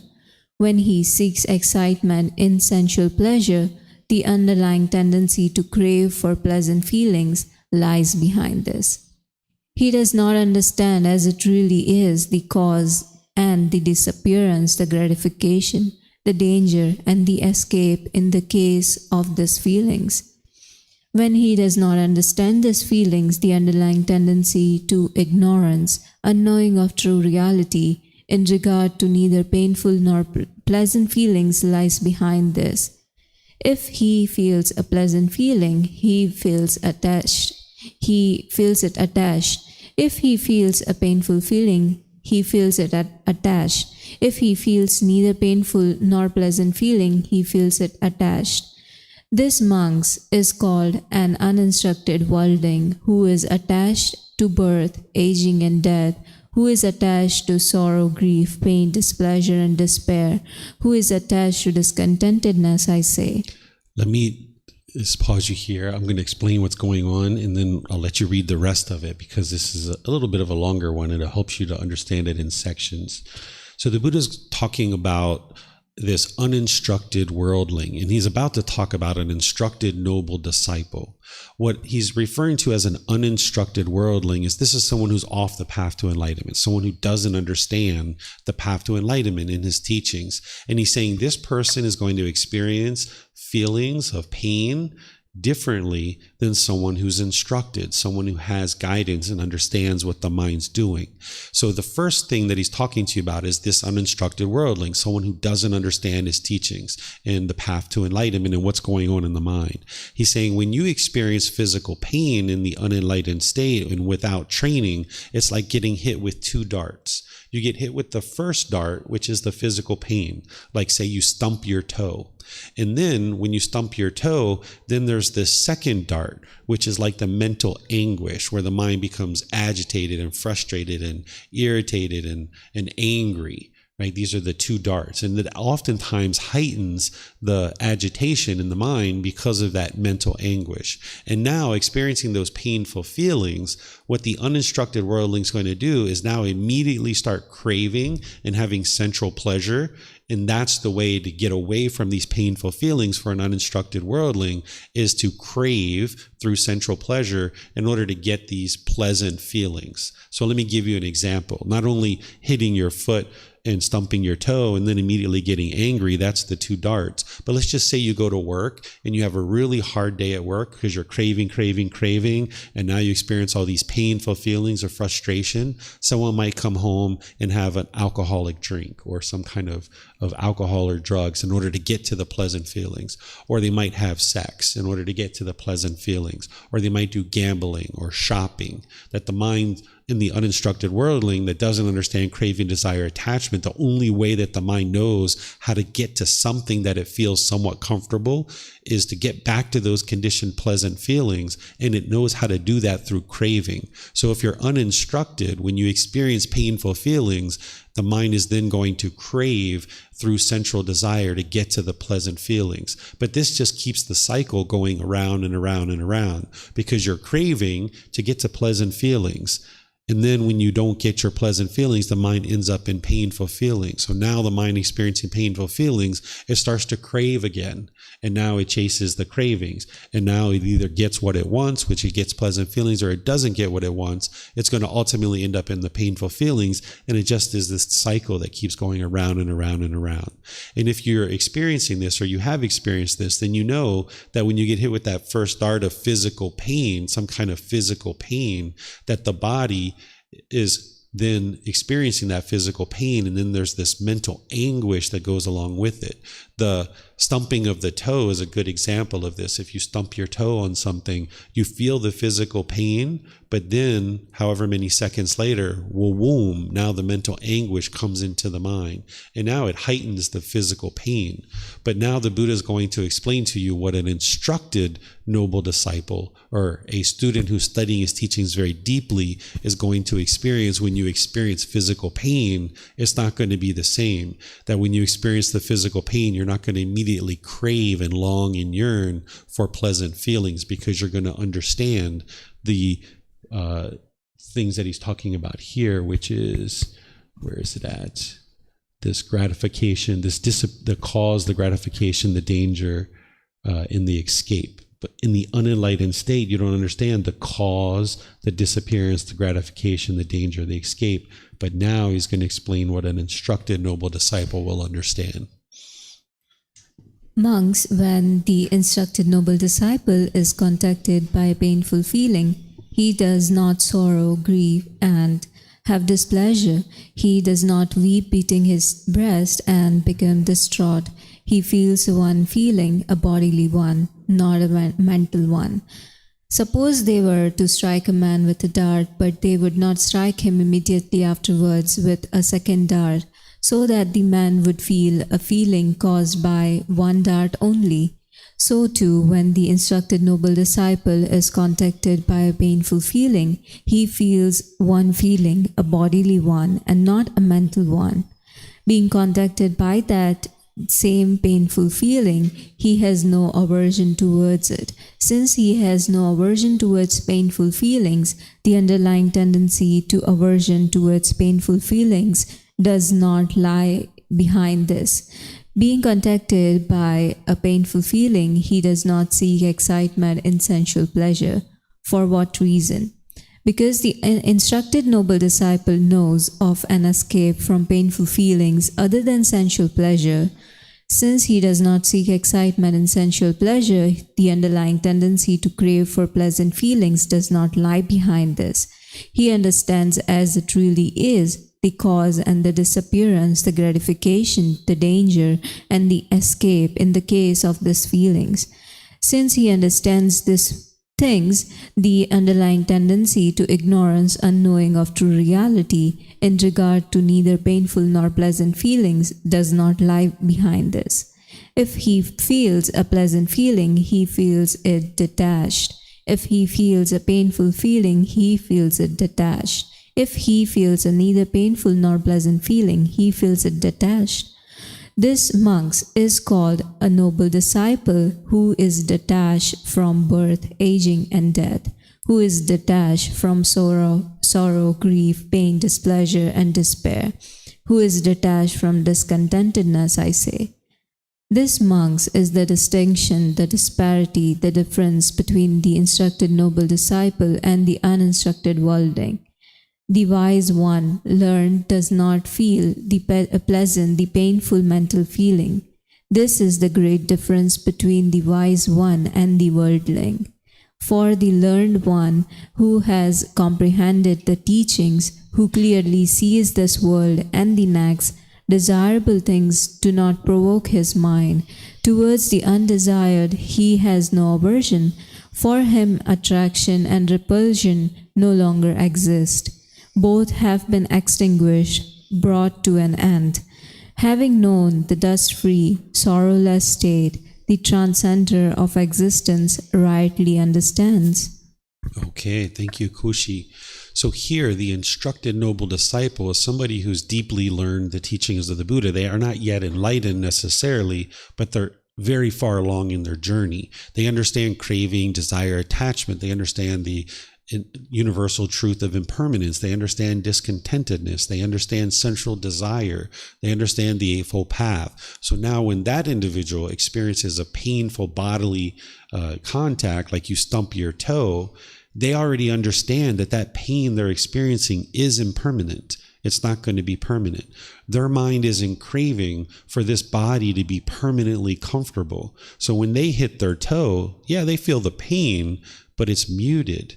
They're not experiencing the mental anguish. They're not getting hit by the two darts. They're getting hit by the physical dart, but they're not getting hit by the mental one, the mental anguish. So when your mind is trained to understand impermanence and craving, when you feel that physical pain, you're not going to immediately crave for the body to be permanently comfortable. So then the mind can understand, okay, this pain on my toe is impermanent, so let me just deal with it. Let me just suck it up. It's going to go away, and it'll actually be a lot more muted.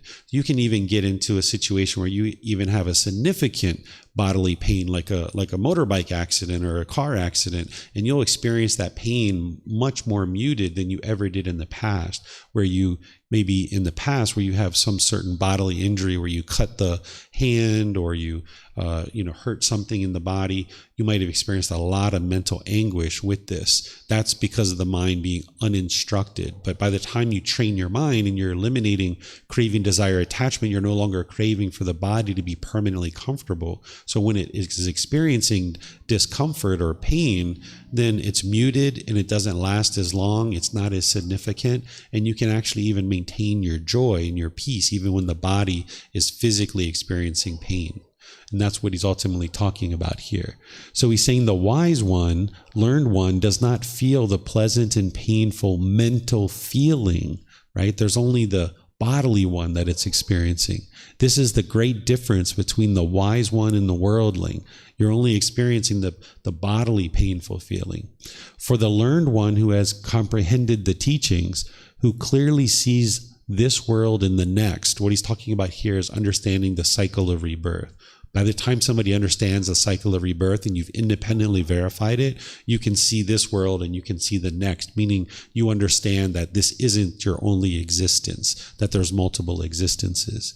Desirable things do not provoke his mind, meaning you don't have this extensive central desire. You're not chasing after these desirable things. You just know that you're fulfilling your needs.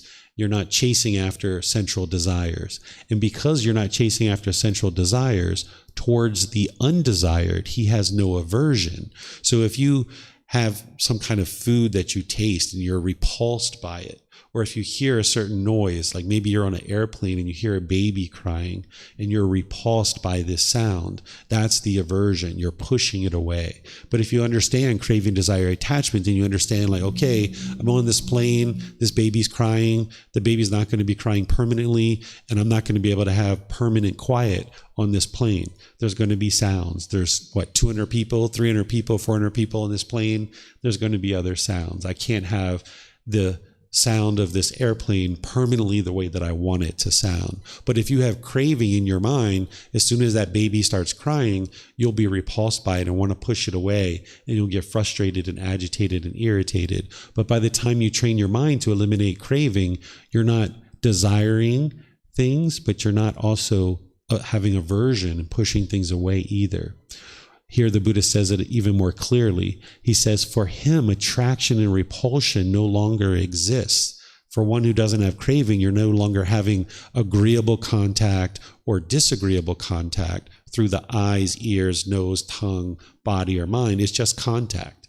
That if you have craving in your mind, there are certain things you have agreeable contact of things you want to see, and then there's going to be disagreeable contact. One of the examples I usually give is if you're walking down the street and you see a mom or dad holding a little child's hand and walking down the street together, it's like, that's so beautiful, that's so lovely, that's so great. Well, if you get excited when you see that, When you turn the corner and you see a parent slap their child across the face, this might be disagreeable to you. And now you'll be sad or you'll be frustrated because it's disagreeable. And you need to be able to get to the point where you realize that you're not going to see things that are permanently agreeable to you. There's so many beings in the world doing so many different things that in some situations, you're going to see things that you agree with, and some situations you're not going to agree with it. But by the time you get to eliminating the craving, desire, attachment, and by the time you get to enlightenment, you will understand that these things are just all happening and you don't have control over what is happening and what isn't happening outside of your life.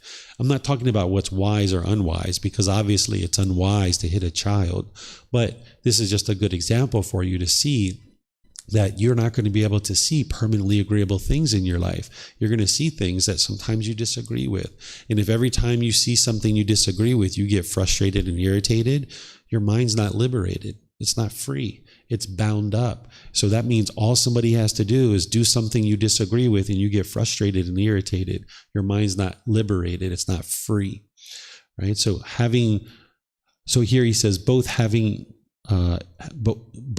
been extinguished, brought to an end. He's talking about this attraction and repulsion. Having known the dust-free, sorrowless state, the transcender of existence rightly understands. So here he's just saying somebody who's eliminated the pollution of the mind, this dust-free condition of the mind where you've eliminated what we call the taints or the pollutions from the mind. There's 10 fetters have been eliminated. That's this dust-free, sorrowless state.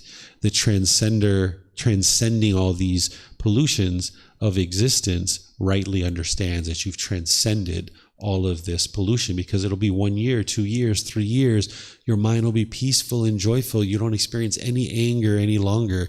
You will know that it's the training and the teachings of the Buddha that led you to that, because you've been actively working along the path to accomplish that. So any questions on this chapter? This is about mental pain and showing how two different people will experience this physical pain and mental pain differently. Yes, ma'am.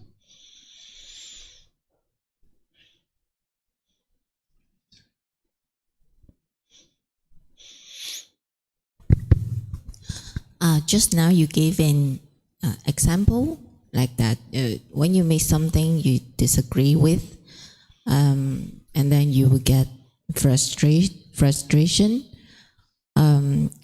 Does it mean that we have to drop our opinions and then we can feel peace with everything happened? What you're doing is you're taking on wisdom in the mind. So you're getting rid of what I would refer to as a false belief or a misperception. A misperception or a misunderstanding would be that you're going to agree with everything in the world. You're not going to agree with everything in the world, right? By the time you get to enlightenment, you won't have opinions necessarily, but you'll know the truth. That you'll know the truth, like in this example of a child, like it's unwise to smack a child and hit a child. It's very unwise to do that. It's just going to produce fear.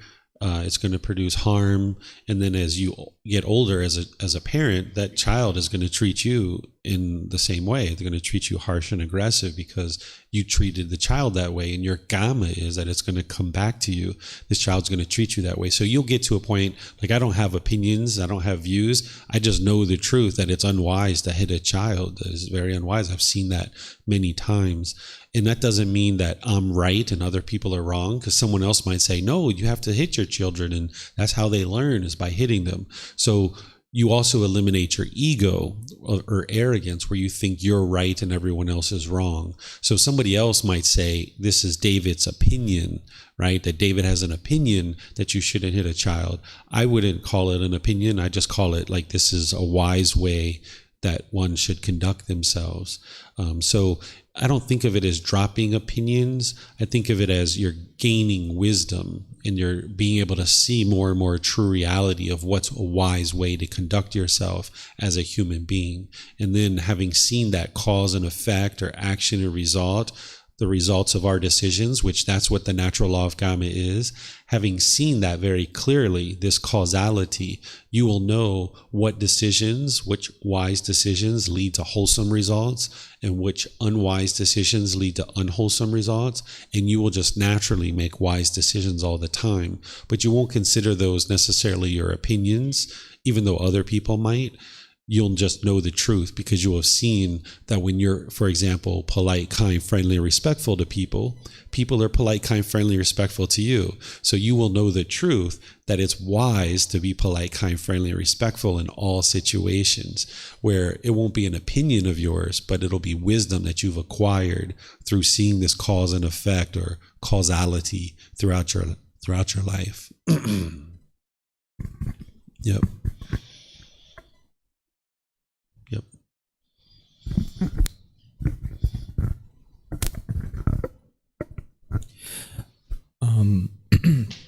So there's a line that says the noble disciple knows of an escape other than going to sensual desire. So the escape we talked about earlier is the eightfold, noble eightfold path, right? Right. But on a day-to-day basis, like let's say you have some sort of injury, the idea is to cut off and let it go whatever painful feelings that come up on top of the injury itself, and just having not faith, but you're trying to put into practice that if you do this over and over again, eventually you won't get the painful feelings. Is exactly. That? Okay. Exactly. So if you stumped your toe, let's just say you haven't learned these teachings, right? You stump your toe and you feel this bodily pain, and now the mental anguish comes up in your mind, and you just crave for the body to be comfortable, and now that mental anguish is just circulating in the mind. But now you've got some training and you hit your toe, and you're not just going to magically stop feeling the painful feelings in the mind. You're going to still experience the painful feelings as you're transitioning over to getting rid of more and more craving. But when you notice those painful feelings starting to arise, you apply the Eightfold Path that you just talked about, which is you cut off those painful feelings and be like, no. I'm not going to feel sorrowful. I'm not going to beat my breast. I'm just going to understand that this pain on the toe is impermanent. Let me get rid of those painful feelings. Let me pull back the mind. Let me just deal with the pain. Maybe you rub the toe. Maybe you redirect the mind to go do something else. Maybe you start laughing at yourself, realizing how silly you are to be walking at nighttime in the dark and bumping into a chair. This is my personal experience, right? You just start laughing at yourself, how silly you are that you didn't turn on the lights. And then over time, you get to the point where even when you're enlightened, you're going to experience physical pain in the body. But then eventually you get to the point where you don't have craving for the body to be permanently comfortable. So when you experience the physical pain, it's just like, all right, there's physical pain there, but your mind doesn't have any mental anguish at all. So there's kind of like these three stages. There's completely off the path to enlightenment, you get physical pain, and you get mental anguish too. Then there's like this kind of intermediary phase where you've been doing some training, and now you get physical pain, and now the mental pain is starting to arise, but you know to cut it off and cut it off and cut it off and cut it off. And you do that enough times that eventually, as the mind gets to enlightenment, you experience the physical pain, but you don't experience the mental anguish at all. And that's what the Buddha is essentially describing here, is that somebody who's eliminated craving for the body to be permanently comfortable. And you realize that that's just not possible. Thank you. Mm-hmm. Do you think enlightened people are allowed to avoid pain, or is that considered trying to keep your body nice all the time? Do you know what I mean? Yeah. So an enlightened being is going to be making wise decisions about everything that they do in the world. But there's going to be occasions where the body feels uncomfortable because of impermanence. It's not possible for the body to be permanently comfortable because of this universal truth of impermanence. So even an enlightened being will experience aches and pains here or there occasionally, but it'll be very muted compared to what you experience in the unenlightened state. but you'll have made a bunch of wise decisions to lessen the opportunity for the body to become painful. So for example, by the time you get to enlightenment, you're not going to be doing dangerous things that could produce pain in the body, but you could still potentially, experience something here or there. Like about a year or two ago, I was on my motorbike taking my time. I was coming back to my house and I was just kind of looking around. I was like, wow, and then I put my kickstand down and I had a pair of flip-flops on and I was putting my bike down and I put my bike kickstand on top of my foot. But I was doing it so slow because in the past I would have been doing things really fast and really rapidly. I probably would have cut my foot and everything. But here I just kind of lightly put my bike down and I started feeling the pressure on my foot and then I took it right back off. But it was enough pressure that I felt a little pain on the top of my foot for like a day or two. But I knew it was impermanent and it would go away eventually. So you'll still do things that will occasionally produce pain in the body, but your mind will be able to deal with that and know that it's impermanent, and you won't continue to experience you won't have mental anguish as a result. But to be scared to get hurt, for example, comes from a desire of wanting your body to be functional and comfortable all the time. So do you think enlightened people, do they still feel, is it okay to be scared to get hurt? Do you know what I mean? Can you still try to avoid pain or discomfort in the body, or is that seen as like worldly? I see. So by the time you get to enlightenment, there is no fear whatsoever. You don't have any fear in the mind at all. There's no scared, because as you say, the fear comes from craving, right? If you're craving one particular thing, then you can be fearful that this other thing is going to occur. Where by the time you get to enlightenment, you don't have any of the cravings, so you don't have any of the fears, but you will still make wise decisions to protect the body. So for example, say you're at a party and you're celebrating someone's birthday and they have a bonfire outside and they're burning this fire. As a person who understands fire is going to hurt, you're maybe going to go see the fire and look at the fire, but you're going to not stand so close to it to get hurt. You're going to be aware of this fire. So you'll make wise decisions to ensure that you don't cause pain to the body. But when there's pain that comes to the body, you're not going to be fearful of that or fearful that something will happen, because you just know that something is going to happen sooner or later, but you're going to make wise decisions to minimize the potential for the body to experience pain. Okay. All right. So we only have I think, let's see, is it 1 or 2 more chapters left here? Yeah. So I usually will take a break as we go. It's basically 11 o'clock. I usually take a break and we kind of spend time together, but we only have this chapter and I think 1 or 2 more, and then we're done. If you guys need to leave, feel free to leave. Yeah, go for it. But I figure we just keep going since we don't have that many chapters. You guys okay to just keep going rather than take a break today? You guys okay? Yeah? Okay. So is there someone who would like to read this? Please go ahead, Christopher.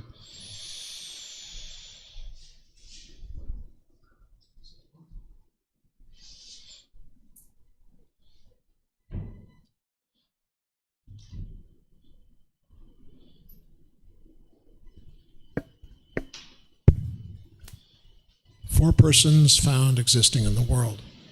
Amongst these four persons are found existing in the world. What four? The subdued in body but not in mind, the unsubdued in body but subdued in mind, he who is subdued in neither, he who is subdued in both. And how, monks, is a person subsumed in body but not in mind? In this case, a certain person makes his bed and lodging in the lonely glades and solitude of a forest, but meanwhile thinks sensual thoughts, malicious thoughts, ill will, and harmful thoughts. Thus, monks, a person is subdued in body but not in mind. And how is a person unsubdued in body but subdued in mind?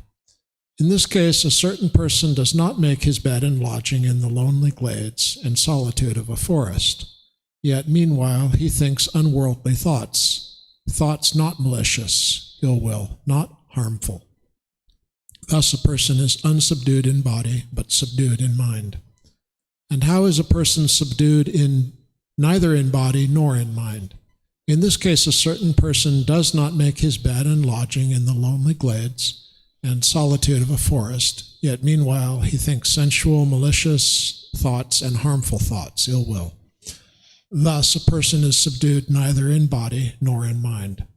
And how is a person subdued both in body and in mind?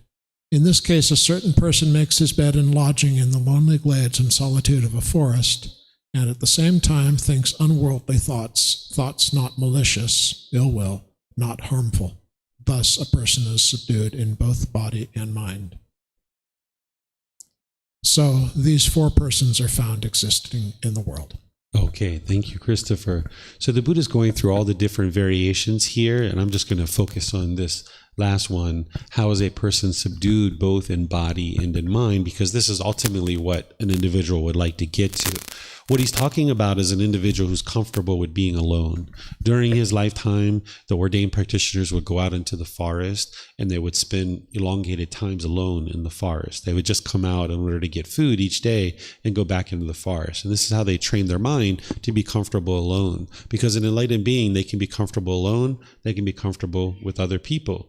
They can be peaceful, joyful, no matter what's going on. So nowadays, we don't necessarily go out in the forest and do these kinds of things, although you can. There's places that you can go camping, but you need to get to the point where you're comfortable going to places alone. I remember growing up as a child that when people would go to the mall, for example, as teenagers, the more people you had with you, it was kind of like the more popular you are, the more likable you are. And if somebody walked in the mall by themselves, it's like, look at that loser. They don't have any friends. So people's minds get conditioned to think that they should always be around people. Whereas if you go to the mall here in Thailand, you'll actually probably see a good number of people just walking alone, walking by themselves, because people understand that it's important to spend time alone. How could you process your thoughts and process what's going on in your life and figure out what kind of decisions you'd like to make in life if you were never spending time alone? How could other people ever enjoy spending time with you if you don't enjoy spending time with yourself? So you need to train the mind to be comfortable spending time alone. So maybe going on holiday alone. Some people like to go on vacation alone. This is great for those of you guys that do that kind of thing. Or, go off to the mall or go to the movies alone, go to the restaurant, take yourself out to a nice dinner, take yourself out on a date and fall in love with this being who you are. This is really helpful. So that's what the Buddha is talking about here, is during his lifetime, people go out into the forest and spend time alone.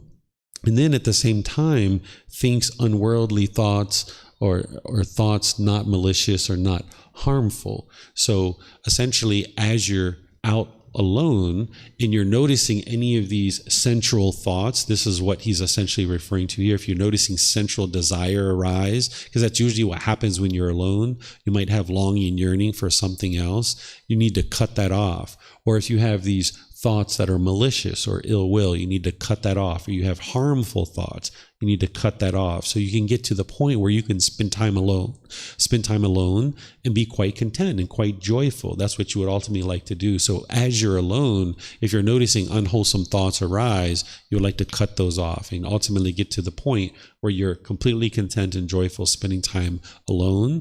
And if you can train your mind to spend time alone and be peaceful and joyful when you're with other people, you can surely be peaceful and joyful then as well. Okay, any questions on this one? Okay.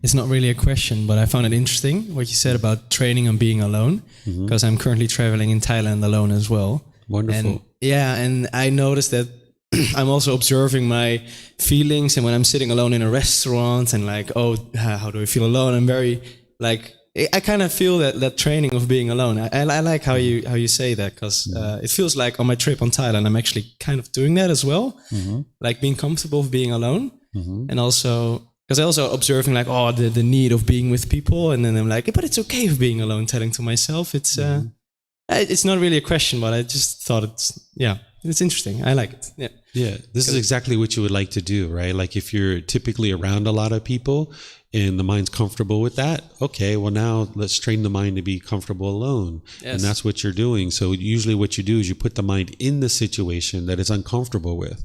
And there are some people in the world that spend a lot of time alone. And when they're with other people, they're uncomfortable. So those individuals would need to train their mind to be comfortable around other people because you can't always be alone. So this is what ultimately a being who's on the path to enlightenment is going to do, is put their mind in the situation that it's uncomfortable with and train it to be comfortable. That's what you're doing as you're traveling. Some sort of way I'm already doing that, I guess. Yeah. Yeah, so you're already experiencing certain benefits. So if you bring in the meditation and you bring in all the other teachings, this is like a really deep, far into the book series, volume 9. But if you start at the beginning and you walk your way through, you can see the training that you'll need to develop, and you'll find it probably pretty straightforward because you're already kind of working in that direction, and it will really help you to create more peace and more joy in your life. Yes. Yeah, I try to put myself as much in possible in situations where I'm uncomfortable because I want to be comfortable with being uncomfortable. Yeah, exactly. And then eventually that won't feel uncomfortable anymore. Yeah. That's why it's great you guys read. Sometimes when I ask for people to read, invite them to read, they're uncomfortable, they're shy. So when people pick up the mic and read a chapter, it's like excellent. They're putting their mind in the situation that they otherwise would be uncomfortable with. So you can eventually overcome that shyness potentially if you have any of that. So would you like to read the next chapter? Okay, let's have you read the next chapter. Was there any more questions? Yeah.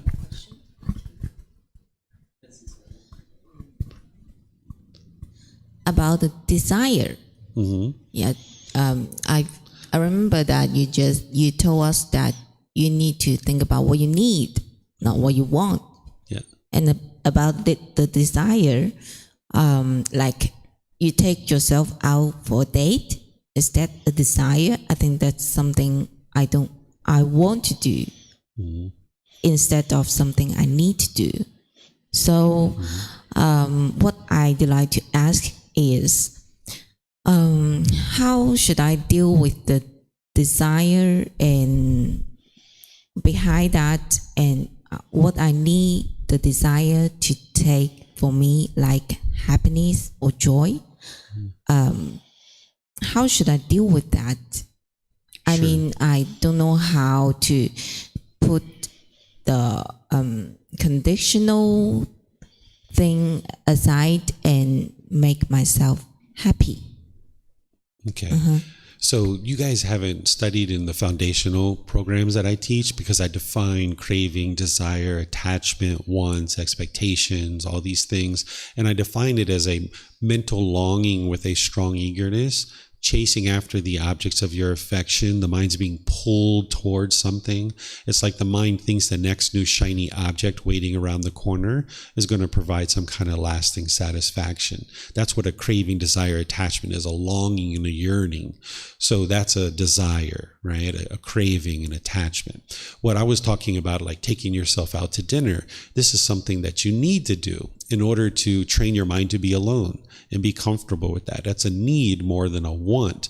A want is, I want it, I want it, I want it. So now you take yourself out every single day. You go into debt. You use your credit cards. You're eating at expensive restaurants, all these kinds of things. But no, the need here is that your mind needs to be trained in order to be comfortable alone.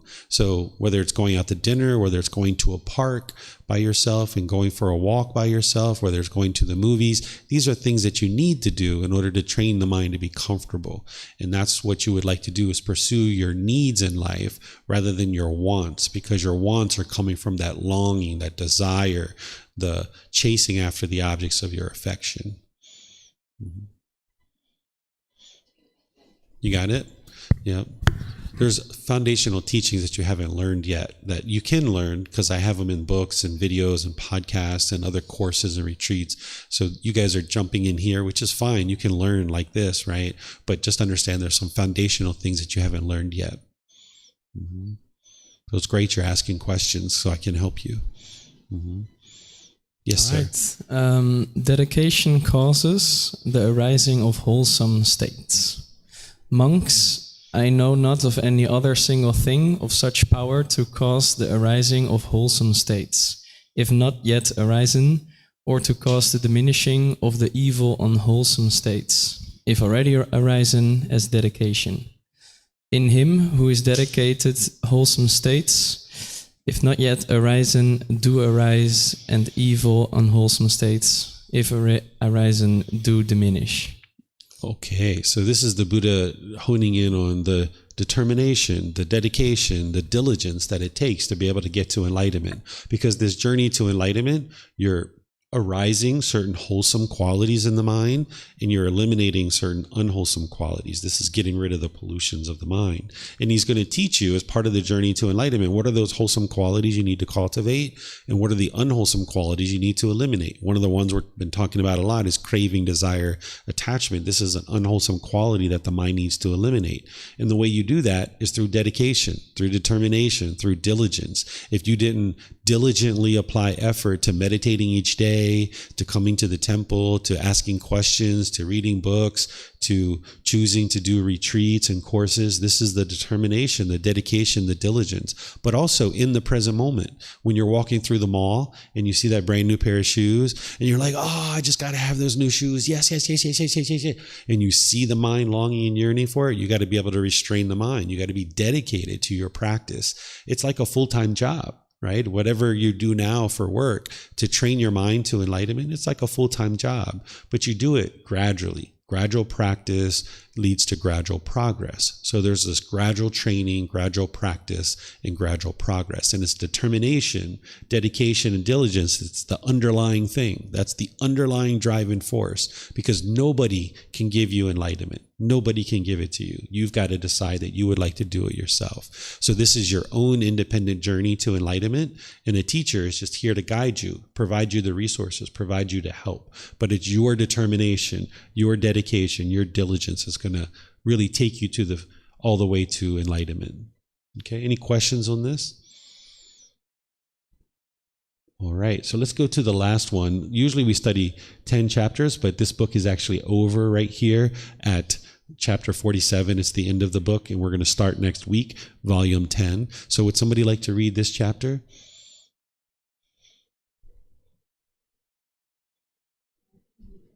Sure.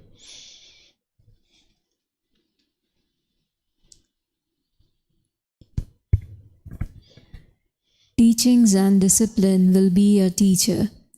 Ananda, it may be that you will think the teacher's instruction has ceased. Now we have no teacher. It should not be seen like this, Ananda. For what I have taught and explained to you as teachings and discipline will, at my passing, be your teacher. Now, monks, I declare to you, all conditioned things are of a nature to decay, strive, or untiringly. Okay. Thank you. Thank you, Koshio. Sorry I didn't let you read that last part, but these are the Buddha's last words when he died. He knew 3 months before he was going to die. That's how enlightened he was. He knew that he was going to die 3 months ahead of time. And then when he was actually getting ready to die, he knew that he was going to die, and he spoke these last words, and then he died. And his very last words, being a Buddha, being as wise as he is, he knew that they would be captured and that people would remember his words. So his last words were actually the very first thing you need to learn in order to get on the path to enlightenment, which is where he says, now monks, I declare to you, all conditioned things are of a nature to decay. What he's talking about here is impermanence. He's talking about the universal truth of impermanence. You need to know this from the very beginning of your path to enlightenment, that all these things around you are conditioned objects and they're impermanent. They arise, they change, and they fade away. There's nothing around you that is permanent. You can independently verify this, because the whole underlying problem is that the mind craves permanence. It wants things to be permanent. You want grandma and grandpa to be permanent. So when they die, you grieve, or you're sad, or mom or dad, or brothers and sisters. It's not the love that's causing you to grieve when somebody dies. It's because the mind's craving permanence. The mind wants grandma and grandpa to be permanent when they are impermanent. Because they were born, they had to die. And it's the same thing if you had a brother or sister get married and you got to the point where maybe you were crying or sorrowful at their wedding. This is because of the impermanence, that the mind is confronted with this impermanence that it doesn't understand. Or if you ever have kids and you take them to college and you cry when they go off to college. Or if you have a brand new car and it gets a scratch and you're angry when it gets the scratch, that's because the mind's craving permanence. Or if you have a boyfriend and girlfriend and you separate and you're angry, this is because the mind's craving permanence. So if you understand all these things around you are impermanent, then you can start to learn more and more about how to train the mind to understand impermanence and how to not crave permanence. So here the Buddha is saying, strive on untiringly, meaning continue to stay dedicated and determined and diligent in your practice. And then he's saying, okay, at my passing, my teachings will be your teacher, because the Buddha spent 45 years from the age of 35 to 80 sharing his teachings. And when he was dying, this one student, Ananda, who was actually his cousin, it was one of his closest students who was with him for the whole 45 years. He was actually grieving when the Buddha was getting ready to die. In fact, when the Buddha told him 30 months before he was about to die, Ananda was pleading with him to not die. And he was attached to the Buddha. He didn't actually get to enlightenment during the lifetime of the Buddha, but about 3 months after the Buddha died, he actually ultimately got to enlightenment. That's where he ultimately eliminated his attachment to the Buddha. So he did get to enlightenment, it just wasn't during the lifetime of the Buddha. So the Buddha is saying, allow his teachings to be your teacher, but you need an actual physical teacher to be able to get answers to your questions and be able to guide you. It's all your work on the path to enlightenment, but only a Buddha would be able to get to enlightenment without the help of any teachers or any guides. That's one of the things that a Buddha does. One of the criteria of what makes a Buddha is that they get to enlightenment without the help of any teachers or any guides. Then they dedicate the rest of their life to sharing their independently discovered teachings with countless people. And then countless people get to enlightenment during that person's lifetime. And then they preserve their teachings in such a way that countless more people can get to enlightenment after their death. This is what makes a Buddha a Buddha. So here the Buddha is just reminding everyone, okay, I shared the teachings with you. Let those be your teacher when I die. And then remember that all conditioned things are a nature of decay, meaning even a Buddha, even his body is a nature to decay. It's impermanent. And then strive on. Continue to be dedicated and diligent in your practice to get to enlightenment. So any questions on this chapter?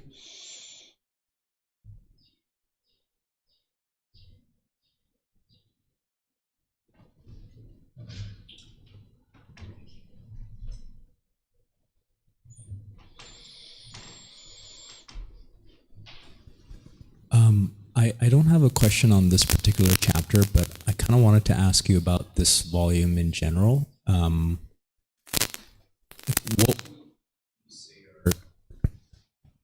think the battery's running out on that, or maybe it's close to that electric socket. We noticed that before. When you're close to that electric, it doesn't function as well. Is it back now? Yeah. So what would you say are some key takeaways from this volume? Like, one I can think of is not to get excited by pleasant feelings, or cut off and let go of any excitement that arises from pleasant feelings, cut off and let go of any painful feelings that arise from agreeable sense objects. I'm not sure I'm using the right term there, but I think you understand what I mean. And then same thing for neither pleasant nor painful. So anything other than that, as far as key takeaways? Yeah, so this whole volume is dedicated to the fetter of sensual desire, helping you, even though it's called the 6 sense bases, this is what the sensual desire in the mind is longing through, is these 6 sense bases. It's helping you to see very clearly what that sensual desire is doing, is that it's longing, yearning through these 6 sense bases. And wherever you see the mind doing that, you need to restrain it and pull it back in order to get rid of the cravings, desires, attachments. Eventually, you won't need to do that once you fully eliminate sensual desire. But wherever you see sensual desire rising up, meaning that there's longing and yearning through the sense bases, yes, cut it off and let it go and restrain the mind. Eventually, you'll get to the point where there isn't agreeable and disagreeable contact anymore. It's just contact. So, like, for example, say like right now, you don't like durian. I don't know if that's true or not, but just say you don't like durian. Then you should eat some durian and train the mind to be comfortable with that. That you can eat durian, you can eat an apple, you can eat an orange, you can eat a banana, and all of this is fine. Or if there's some other food that you don't like, you know, some flavor that the mind doesn't like, that it's repulsed by, put the mind in that situation and train it that it's just food. It's just nourishing the body. Or if there's some sound that you don't like say you don't like classical music, for example, listen to some classical music and train the mind that this is okay, this is fine, or something else. So you put the mind in these multiple situations and try to train it to let go of its cravings. But if you happen to get into a situation that is unplanned, like say you're on an airplane and there's a baby crying and you would normally get frustrated, just see that as sensual desire. The mind's craving for permanent quiet here, and it's just not possible. This baby's going to cry, and that's okay. It's all impermanent, and you can still maintain your peace and your joy. So wherever you see longing, yearning through the sense bases, cut it off, restrain the mind. Where you can be proactive and put the mind in situations like eating durian or things like this, do that, because then you get ahead of the curve and you're confronting this craving on your terms rather than letting it sneak up on you like on an airplane with a crying baby or something like this. And then, of course, there's a few chapters here where the Buddha talks about determination and dedication and diligence, because that's what it takes for this craving, desire, attachment to get eliminated. You can't eliminate craving, desire, attachment, or this central desire in 1 month or 6 months or 1 year. It's going to be a continuous, ongoing thing where you need to be vigilant and having that mindfulness and awareness of the mind at all times. So how do you manage, if you're constantly putting yourself in uncomfortable or right now uncomfortable situations, then there's a lot of discontent that might come up, right? So is it a matter of calibrating, like, okay, this is too much for me, I need to dial it back? Mm-hmm. Yeah, you got to throttle that, right? Like say you've been doing your meditations, you've been working, you've been here in Thailand maybe for like a week or two, you're noticing things are pretty peaceful. It's like, all right, well, things have been pretty peaceful. That's good.